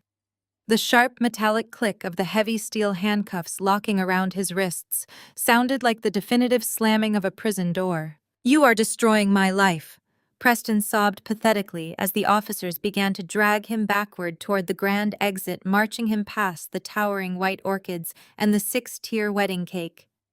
"Simone, please, help me. Tell them it was a misunderstanding. We are family. You have the power to stop this." I remained seated at the VIP table, my posture immaculate, my expression an impenetrable mask of serene marble. I looked at the broken, weeping man being hauled out of the ballroom in extreme public disgrace, entirely stripped of his unearned privilege. "We are not family. Preston." I stated, my voice radiating absolute cold authority, carrying effortlessly across the silent room. We are merely a corporate restructuring, and your position has just been permanently liquidated. The heavy mahogany doors swung shut behind the federal authorities, sealing Preston's fate in the back of a police cruiser. The flashing blue and red lights continued to pulse against the ballroom windows, a stark visual reminder that the era of toxic manipulation and financial fraud had officially ended. I slowly turned my gaze away from the exit and looked down at Tasha, who was still kneeling on the floor, weeping hysterically over her shattered fake diamonds. The first phase of the corporate execution was entirely complete, but the architects of this deeply dysfunctional family dynamic still needed to answer for their decades of sins.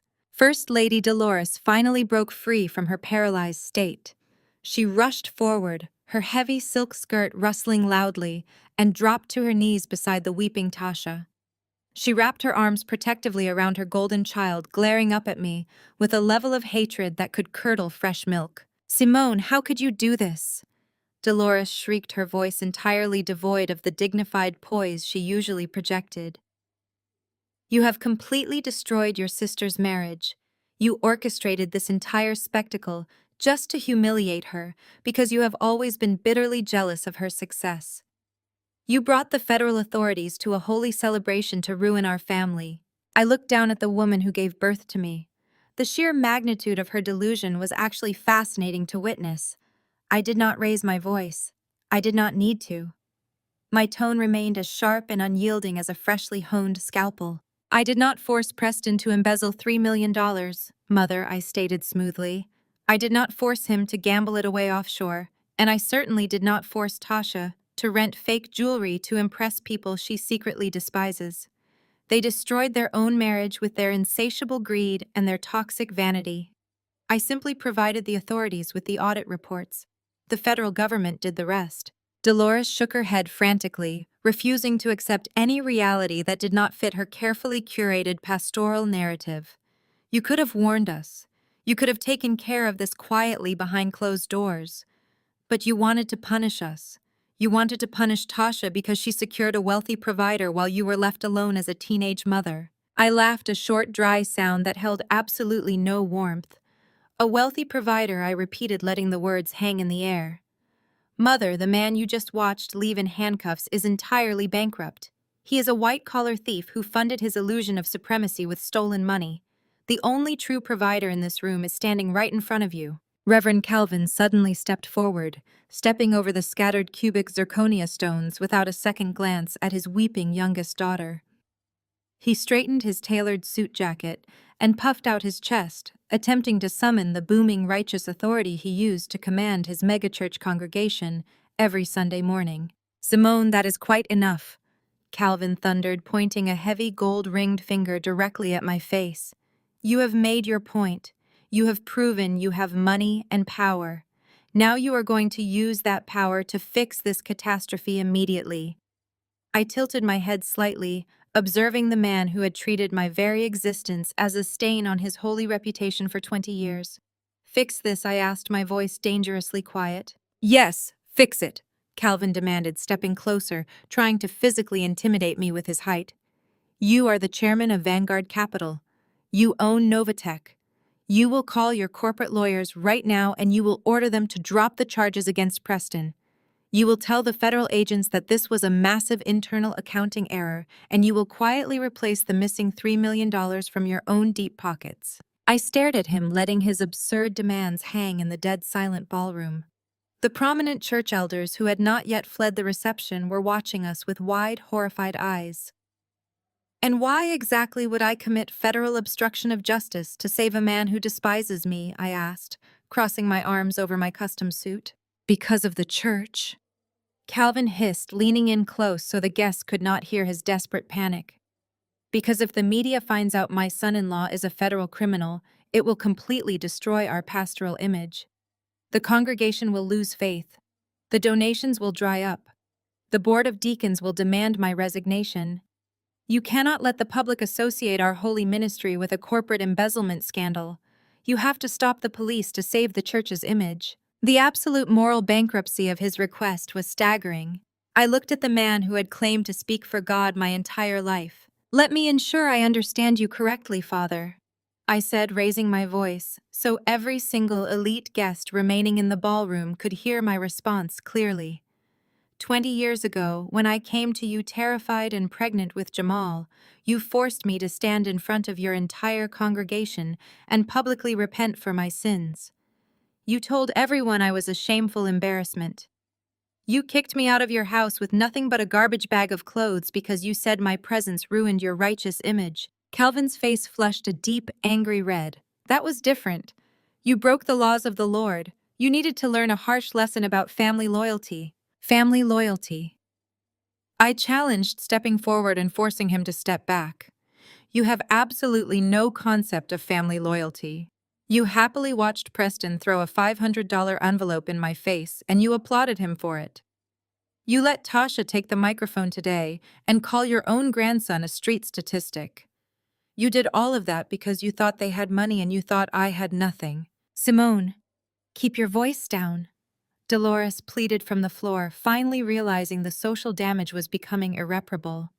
People are staring. Let them stare, I declared, standing tall and unshakable. You want me to save your church's image, Father. You want me to buy Preston's freedom so you can keep pretending you are the patriarch of a flawless elite family. But you are forgetting one crucial detail. I am not the frightened 17-year-old girl you threw out onto the street. I am a corporate predator who eats men like Preston for breakfast. Calvin opened his mouth to argue, but the sheer authority radiating from my posture silenced him completely. I will not make a single phone call to save that thief, I promised, my tone dripping with absolute finality. I am going to let the federal justice system prosecute him to the fullest extent of the law.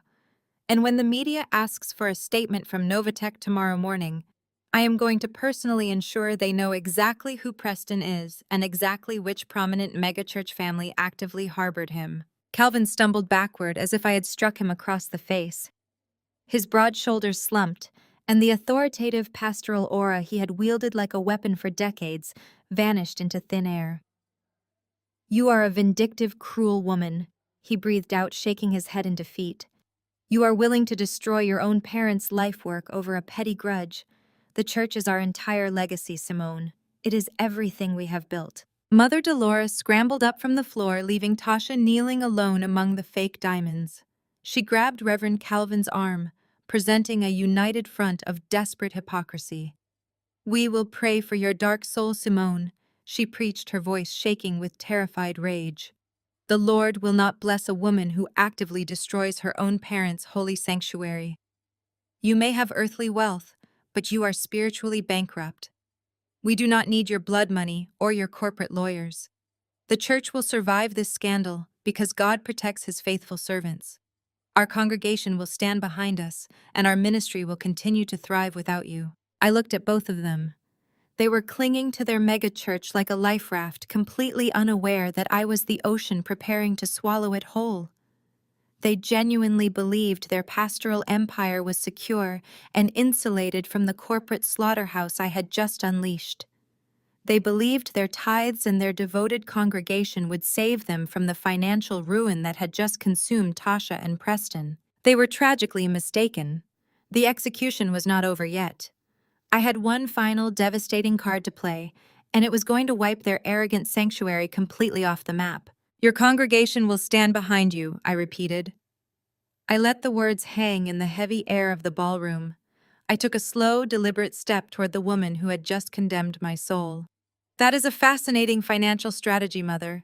Tell me, how exactly will your devoted congregation keep the lights on when your primary benefactor pulls the plug? Reverend Calvin scoffed loudly, crossing his arms over his chest. You know absolutely nothing about church finances, Simone. We have thousands of faithful members. We receive robust weekly tithes. We have the Grace Foundation backing our community outreach programs. We do not need a single dime of your corporate money to survive. I smiled, a slow, razor-sharp smile that made the remaining church elders at the surrounding tables shift nervously in their seats. The Grace Foundation, I said softly. That is a beautiful name. It sounds so holy, so incredibly righteous. It sounds exactly like the kind of anonymous Christian charity that a desperate megachurch pastor would eagerly accept without ever reading the fine print of the corporate trust documents. Calvin frowned, his thick eyebrows drawing together in sudden, wary confusion. What are you talking about? I opened my custom leather clutch and retrieved my smartphone. I tapped the screen, opening my encrypted portfolio management application. I held the glowing device up so my father could clearly see the Vanguard Capital logo spinning on the screen. 10 years ago, Father, your expansive ministry was completely bankrupt. I stated, my voice projecting across the silent dance floor. You took out massive predatory loans to build that $50 million sanctuary, with the imported Italian marble floors and the state-of-the-art broadcast studio. You over-leveraged the church's assets to fund your private pastoral jet and mother's luxury vehicles. When the market dipped, your congregation's tithes could not even cover the bare minimum interest payments. The bank was exactly 48 hours away from locking the doors and seizing the property. First Lady. Dolores gasped, her hand flying to her chest. She looked frantically at the church elders who were now whispering furiously among themselves. Calvin. Keep her quiet, Dolores demanded, her voice cracking into a high-pitched panic. She is exposing private church business to the public. I am exposing financial fraud, Mother, I corrected sharply. And I am entirely legally entitled to do so, because I am the one who owns the paper. Calvin took a sudden, unsteady step backward. The blood rushed out of his face, leaving him looking pale and suddenly very old. The Grace Foundation, he whispered, his voice entirely stripped of its booming pastoral authority, is a wholly owned subsidiary of Vanguard Capital. I confirm, delivering the ultimate fatal blow. I set up the blind trust. I am the anonymous mega donor who swooped in and paid off your defaulted commercial loans. I am the sole reason the bank did not publicly evict you 10 years ago. Every single month for the last decade, my corporate dividends have quietly covered your massive operational deficits. I paid for the youth center. I paid for the broadcast equipment. I essentially paid for the designer suits you are currently wearing. The ballroom descended into absolute stunned pandemonium. The prominent church members who had previously worshipped the ground my parents walked on were staring at them with undisguised horror and betrayal. Their infallible spiritual leaders were not blessed by divine financial miracles. They had been secretly living off the corporate charity of the very daughter they had publicly shamed and discarded. You cannot do this, Calvin breathed out, his hands shaking violently at his sides. You cannot just stand here and claim ownership of the Lord's house. I do not claim ownership of a church, Father. I claim ownership of a commercial real estate asset, I clarified coldly. And as the primary lien holder, I have been reviewing your recent financial disclosures. It appears that instead of restructuring your debt, you have continued to siphon ministry funds to maintain your lavish personal lifestyle. You are in direct violation of the strict financial covenants outlined in the Grace Foundation Trust Agreement. Dolores dropped to her knees beside Tasha, who was still sitting frozen on the floor among the fake diamonds. Dolores grabbed the hem of my tailored suit, her perfectly manicured fingers clawing at the dark wool fabric. Simone, please, she begged, her voice dissolving into pathetic, hysterical sobs. You cannot take the church. It is my entire life. It is my entire social circle, my identity. Where will I go? What will I do? I am the First Lady. I looked down at the woman clawing at my clothes, the woman who had thrown me out onto the street when I was 17 and terrified. The woman who had allowed Preston to throw a $500 envelope in my face just 2 days ago. I felt absolutely nothing. No anger, no pity, no residual familial loyalty. The emotional well was completely dry. I calmly stepped back, forcing her hands to drop from my suit. You are the First Lady of a bankrupt, empty building, Mother. I stated, my tone devoid of any sympathy. You built your entire identity on the systematic degradation of your own flesh and blood. You worship status instead of character. You chose the illusion of perfection over the reality of family. I looked back up at Reverend Calvin, who was currently leaning heavily against a dining table, looking as though he might physically collapse. As of 8 o'clock this evening, I officially instructed my legal team to dissolve the Grace Foundation, I announced. The financial trust has been entirely revoked. All operational funding is permanently frozen. The bank will be issuing a formal notice of default on Monday morning. You have exactly 30 days to clear out your pastoral offices before the property is seized and sold at commercial auction. You are destroying us, Calvin sobbed, tears finally spilling over his cheeks. You are destroying your own legacy. My legacy is standing right over there, I said, gesturing toward the sweetheart table where my son Jamal sat watching the entire execution with profound, quiet respect. My legacy is a brilliant young man who treats people with dignity and who will never have to endure the toxic conditional love that poisoned this family for generations. I turned my back on the weeping, broken figures of my parents and my sister. I did not look back at Preston's empty chair or the scattered fake diamonds glittering uselessly on the dance floor. The corporate slaughterhouse had completed its work perfectly. The facade was burned to the ground, and the truth was finally standing in the ashes. I walked smoothly across the ballroom floor, the crowd parting silently to let me pass. I approached the sweetheart table where Jamal and Chloe were sitting. The heavy, suffocating tension that had gripped the room slowly began to dissipate, replaced by a profound sense of absolute closure. I reached my son. He stood up, towering over me, his eyes shining with a mixture of awe and profound relief. He did not ask about the money or the church or his aunt. He simply wrapped his arms around me in a crushing, fiercely protective embrace. I love you, Mom, Jamal whispered fiercely into my shoulder. Thank you. I love you too, my beautiful boy, I replied, patting his strong back. I pulled away and smiled warmly at his bride Chloe, who was looking at me with immense reverence. Now I believe you two have a wedding reception to enjoy. DJ, please start the music. Let us actually celebrate. 48 hours later, the soft, humid morning air of Atlanta was shattered by the frantic, rhythmic pounding on my front door. I sat comfortably at my kitchen island, nursing a cup of artisanal dark roast coffee. My modest two-bedroom townhouse, located in a quiet, unassuming neighborhood far from the ostentatious mansions of Buckhead, was my absolute sanctuary. It was the only property I owned under my actual name, deliberately chosen to maintain the illusion of my fabricated failure. I monitored the high-definition security feed on my tablet, watching the predictable aftermath of the weekend's absolute destruction unfold on my front porch. Tasha stood there looking completely unrecognizable. The meticulously curated vice president of communications who had strutted through the Four Seasons just 2 days ago was entirely gone. In her place was a broken, desperate woman, drowning in the catastrophic consequences of her own toxic arrogance. Her designer clothes were heavily wrinkled and stained. Her expensive hair extensions were tangled, and her face was devoid of the flawless makeup she usually wore like impenetrable armor. She was clutching a single, oversized designer suitcase, the only possession she had managed to salvage from the wreckage of her fraudulent life. "Simone, please." Tasha sobbed, her voice cracking, as she pounded her bare fist against the heavy mahogany door. "Simone, I know you are in there. Please open the door. I have absolutely nowhere else to go." I took a slow, deliberate sip of my coffee, letting the dark, rich liquid slide down my throat. I did not move toward the foyer. I simply pressed the small silver button on my tablet, activating the two-way external intercom system I had installed years ago for maximum security. "You are trespassing, Jacqueline."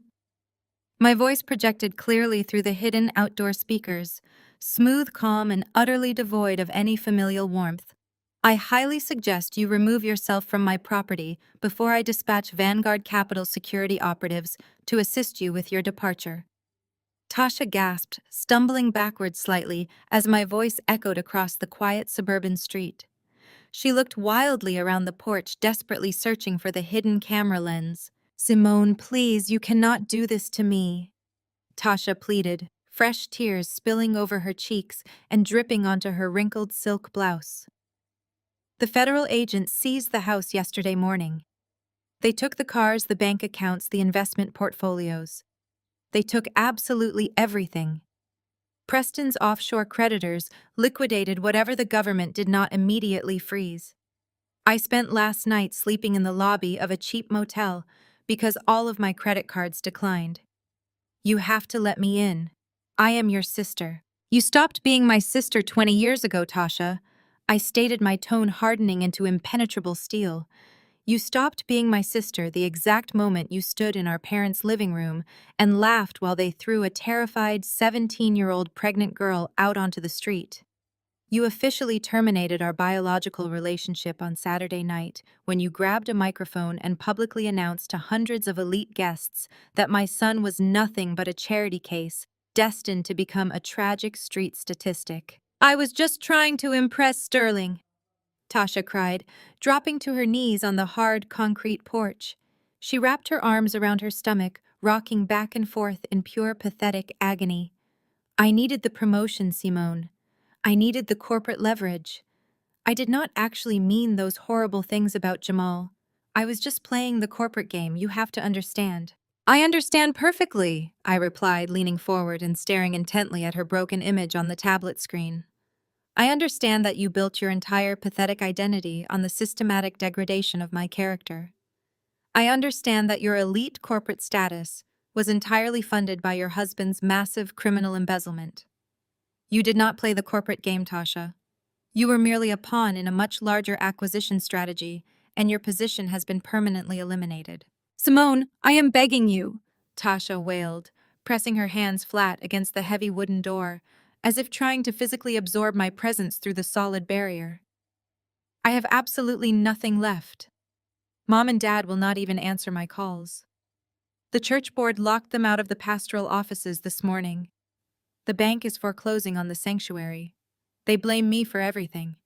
They said I brought the devil into their holy house by marrying Preston. You are the only family I have left in this entire world. The sheer irony of her situation was staggering. The golden child, the flawless corporate executive, had been entirely abandoned by the very parents who had worshipped her. The toxic family dynamic that had protected and elevated her for 2 decades had instantly collapsed the second the financial foundation was ripped away. They were turning on each other exactly as I knew they would. You do not have a family. Tasha, I clarified, my voice echoing with finality. You have a collection of narcissistic individuals bound together by shallow materialism and profound mutual delusion. You chose to align yourself with a white-collar criminal because he bought you expensive rented jewelry. You chose to publicly humiliate me because it temporarily inflated your fragile ego. You made your choices, and now you are experiencing the brutal reality of their inevitable consequences. I can work for you, Tasha suddenly offered, a desperate, frantic light returning to her swollen eyes. She scrambled back to her feet, leaning heavily against the doorframe. Simone, you are the chairman of Vanguard Capital. You own NovaTech. You can give me my job back. I will start at the bottom.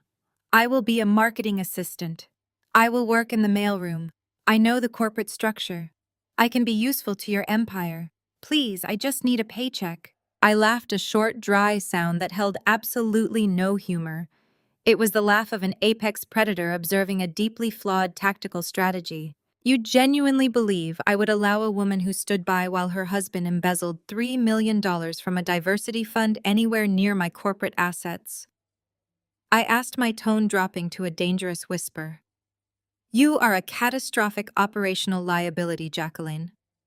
You lack basic ethical integrity, and your professional judgment is severely compromised by your obsessive need for public validation.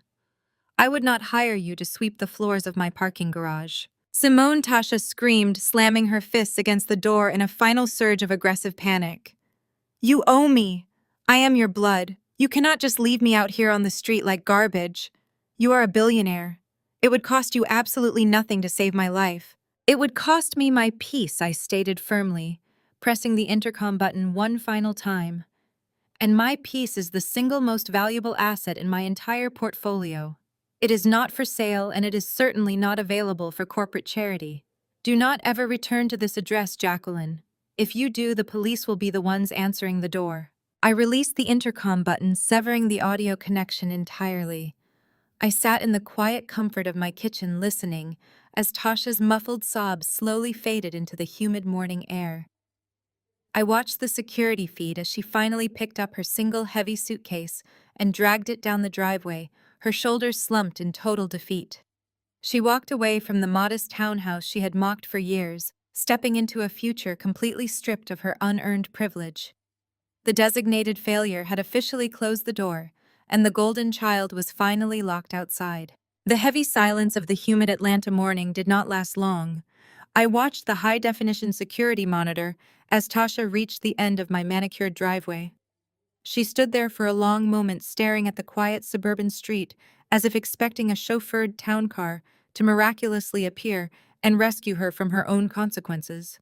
When the empty street offered no salvation, the last fragile thread of her sanity completely snapped. She dropped the heavy designer suitcase onto the concrete sidewalk.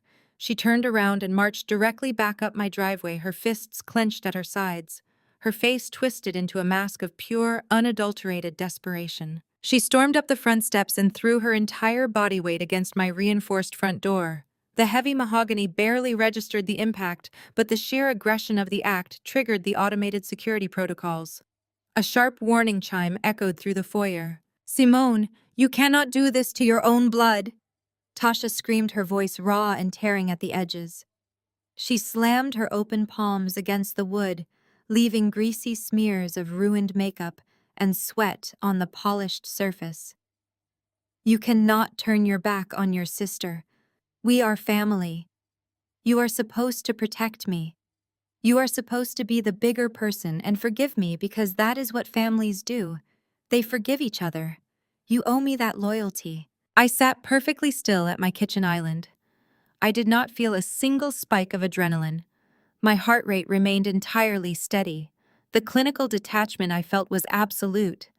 I reached out and pressed the silver intercom button, once again letting the sharp electronic beep cut through her hysterical screaming. "You do not ever get to use the word family with me, Jacqueline," I stated, my voice radiating a deadly calm through the outdoor speakers.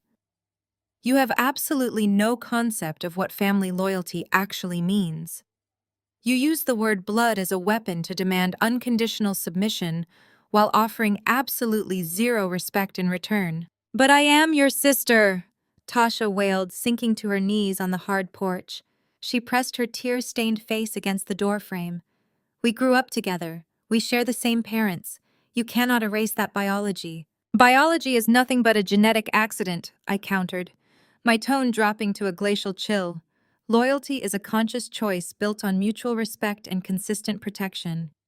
And your version of family loyalty officially died the exact second you stood on that stage at the Four Seasons and called my son a charity case." Tasha gasped, covering her mouth with her trembling hands as if the memory of her own wedding toast physically burned her. "I was just trying to look good," she sobbed wildly. "I was just trying to impress the corporate executives at my table. I did not actually mean those horrible things about Jamal. I know he is a smart boy. I was just playing the game, Simone. You know how hard it is for a black woman in the corporate world. I had to project power and wealth. Do not ever weaponize your race or your gender to justify your sheer narcissistic cruelty," I commanded, cutting off her pathetic excuses with surgical precision. "You did not insult Jamal to survive a corporate environment. You insulted my son because tearing us down was the only way you knew how to elevate yourself. You looked at a brilliant young man who just graduated with honors, and you publicly branded him a street statistic just to massage your own fragile ego. You allowed your criminal husband to toss a $500 envelope at me, like I was a beggar while you secretly drowned in debt. That is not playing a corporate game, Jacqueline. That is absolute moral bankruptcy." "Simone, please, I am begging you," Tasha cried, her voice breaking into pathetic gasps. "I have lost my husband. I have lost my home. My career is completely gone. I have nothing left to my name. If you do not let me in, I will be living on the street by tonight. Just give me one room. I will pay you back. I will do whatever it takes." "You want to talk about the street?" I asked, leaning closer to the security monitor. "Let me educate you on exactly what happened while you were busy playing a wealthy socialite. 20 years ago, when our parents threw me out of their holy sanctuary for being pregnant, I actually lived on the street. I slept in the back of a rusted car while protecting my infant son. I worked 3 minimum wage jobs just to afford baby formula. I taught myself corporate finance and complex coding late at night while Jamal slept in a cardboard box, Because I refused to let him become the statistic you all predicted he would be. Tasha squeezed her eyes shut, crying harder as the devastating reality of my words washed over her. I built a venture capital fortress, specifically to ensure my son would never ever have to beg for a seat at your table. I continued, my voice echoing relentlessly across the quiet neighborhood. I sacrificed my youth, my sleep, and my pride to build Vanguard Capital. You thought you were funding his wedding out of the goodness of your heart. You thought you were the benevolent savior. But I was the ghost in the machine funding your entire fabricated existence. I paid the church mortgage. I paid the florist. I bought the toxic debt that ruined your husband. I orchestrated the complete destruction of your fake reality because you finally crossed the one boundary I explicitly warned you never to touch. You targeted my child. I am sorry, Tasha wailed, beating her forehead against the door. I am so sorry. Just tell me how to fix it. Tell me what to do to make you forgive me. You cannot fix an illusion, Jacqueline. I stated, my voice ringing with profound finality. You cannot repair a relationship that never actually existed. You spent your entire life treating me like the designated failure of this family. Now you get to experience what true failure actually looks and feels like without my safety net to catch you. I looked at the secondary monitor on my security dashboard. A local police cruiser had just turned the corner onto my street, its lights flashing silently. I had placed a non-emergency call for a trespassing violation the moment she walked back up my driveway. You have exactly 60 seconds to collect your suitcase and step off my property line, I informed her smoothly. If you look over your left shoulder, you will see the local authorities approaching. They are not here to arrest you. They are here to officially escort you away from my home and issue a permanent criminal trespass warning. If you ever contact me, approach my son, or step foot on any property owned by Vanguard Capital, I will have you prosecuted to the absolute fullest extent of the law. Tasha froze. She slowly turned her head, looking over her shoulder at the approaching police cruiser. The ultimate realization of her defeat finally crashed down upon her. The golden child, the beloved vice president, the untouchable elite socialite, was about to be escorted away from her sister's home like a common vagrant. She did not argue anymore. The fight completely drained out of her body, leaving nothing but an empty, broken shell. She slowly pulled herself up from the concrete porch, her movements stiff and uncoordinated. She did not look at the security camera again. She stumbled down the steps, walking like a ghost toward the sidewalk where her single piece of luggage waited. I watched the high-definition screen as the police officer stepped out of his vehicle, gesturing for her to keep moving. She picked up the heavy bag, her shoulders slumped in total, absolute devastation, and began the long, humiliating walk down the suburban street. I reached out and firmly pressed the main power switch on the intercom system. The audio connection severed instantly, replacing the sound of her crying with the perfect, undisturbed peace of my own sanctuary. The purge was officially complete. The Atlanta skyline glittered under the crisp morning sun as my chauffeured Maybach glided smoothly to a halt in front of the towering glass skyscraper. The polished steel lettering above the main entrance gleamed like a beacon. Vanguard Capital. For 20 years, this building had been my fortress, my sanctuary, and my absolute secret. Today, it was simply my kingdom. I stepped out of the vehicle wearing a flawlessly tailored, pristine white suit. The color was a deliberate choice, a visual representation of a completely clean slate. The heavy burden of my family's toxic expectations had been entirely washed away. I walked through the revolving glass doors, and the bustling energy of the grand lobby instantly shifted. The ambient chatter of high-powered executives and aggressive traders quieted down. The security personnel straightened their posture, offering sharp, respectful nods as I bypassed the main security checkpoints. The sea of tailored suits naturally parted, allowing me an unobstructed path to the private executive elevator. I was no longer the invisible ghost funding the empire from the shadows. The veil was lifted. The chairman had officially arrived. The high-speed elevator carried me in absolute silence up to the 50th floor.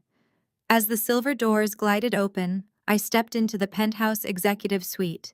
The space was a breathtaking expanse of floor-to-ceiling windows, imported marble and dark mahogany. I walked past the reception desk, where my senior executive assistant greeted me with a warm professional smile, handing me a tablet loaded with the morning acquisition reports. NovaTech's stock had stabilized under our new aggressive management directives. The internal audit had formally handed all necessary financial discrepancies over to the federal prosecutors. The corporate cleanup was proceeding with ruthless efficiency. I approached the heavy double doors of the primary boardroom and pushed them open. The room was bathed in natural light, offering a panoramic view of the entire city below. Sitting at the head of the massive conference table was my son Jamal. He was wearing a sharp charcoal suit, reviewing a stack of digital portfolios on the primary monitor. He looked up as I entered, his dark eyes reflecting the exact same sharp, analytical intelligence that had allowed me to conquer this industry. "Good morning, Madam Chairman Jamal," said a slow, genuine smile spreading across his handsome face. He stood up, buttoning his jacket out of pure respect before walking around the table to greet me. "Good morning, Mr. Director," I replied, accepting his warm embrace. Jamal had officially returned from his brief honeymoon, stepping directly into his new role as the Director of Acquisitions for Vanguard Capital. He had earned his Ivy League degrees and cut his teeth in the competitive financial sectors entirely on his own merit, but today marked the beginning of his true legacy. He was taking his rightful place within the empire I had built for him. "I reviewed the restructuring plans for the NovaTech marketing division," Jamal stated, leaning back against the edge of the boardroom table. "We completely eliminated the bloated executive positions. The corporate culture over there was incredibly toxic. It is going to take a few quarters to clean out the rot, but we are reallocating the recovered discretionary funds directly back into the minority startup initiatives, exactly where that money was always supposed to go." I nodded in deep satisfaction, walking over to the floor-to-ceiling window and looking down at the sprawling city. "You handled the transition perfectly, Jamal. You are stepping into this role with incredible grace." He crossed the room and stood beside me, looking out at the exact same view. He was quiet for a long moment, processing the sheer magnitude of the last 72 hours. The wedding, the confrontation, the total collapse of his grandparents' pastoral facade, and the devastating implosion of his aunt and uncle. "Did she really show up at your house yesterday morning?" Jamal asked, his voice dropping to a quiet, reflective tone. "She did," I confirmed, my gaze fixed on the horizon. "She came looking for a lifeline. She came looking for the very sister she tried to destroy. I gave her exactly what she gave us 20 years ago." The door. Jamal let out a slow, steady breath. The tension that he had unconsciously carried throughout his childhood, the underlying pressure of constantly being judged by his own flesh and blood, finally seemed to evaporate from his shoulders. "You know, for a long time I thought I had to prove them wrong," Jamal admitted. "I thought I had to work twice as hard just to show them that I was not the mistake they always claimed I was. But standing here right now looking at what you built, I realized they never actually mattered. They were just noise." I turned to look at my brilliant, capable son. "That is the most valuable lesson you will ever learn in this building," I told him, placing my hand firmly on his shoulder. "We do not build empires to prove our worth to people who are committed to misunderstanding us. We build empires to ensure we never have to ask for a seat at their table again. The generational curse of conditional love and toxic loyalty stops with me. It dies right here. You and Chloe are starting a brand new bloodline, one built on absolute respect, genuine support, and uncompromising truth." Jamal covered my hand with his own, squeezing it with profound gratitude. "We broke the cycle, Mom. We really did. We did." I agreed, a deep, profound peace settling over my heart. "Now let us get to work. We have an empire to run." As Jamal walked back to the conference table to prepare the morning acquisition briefings, I turned back to the window one last time.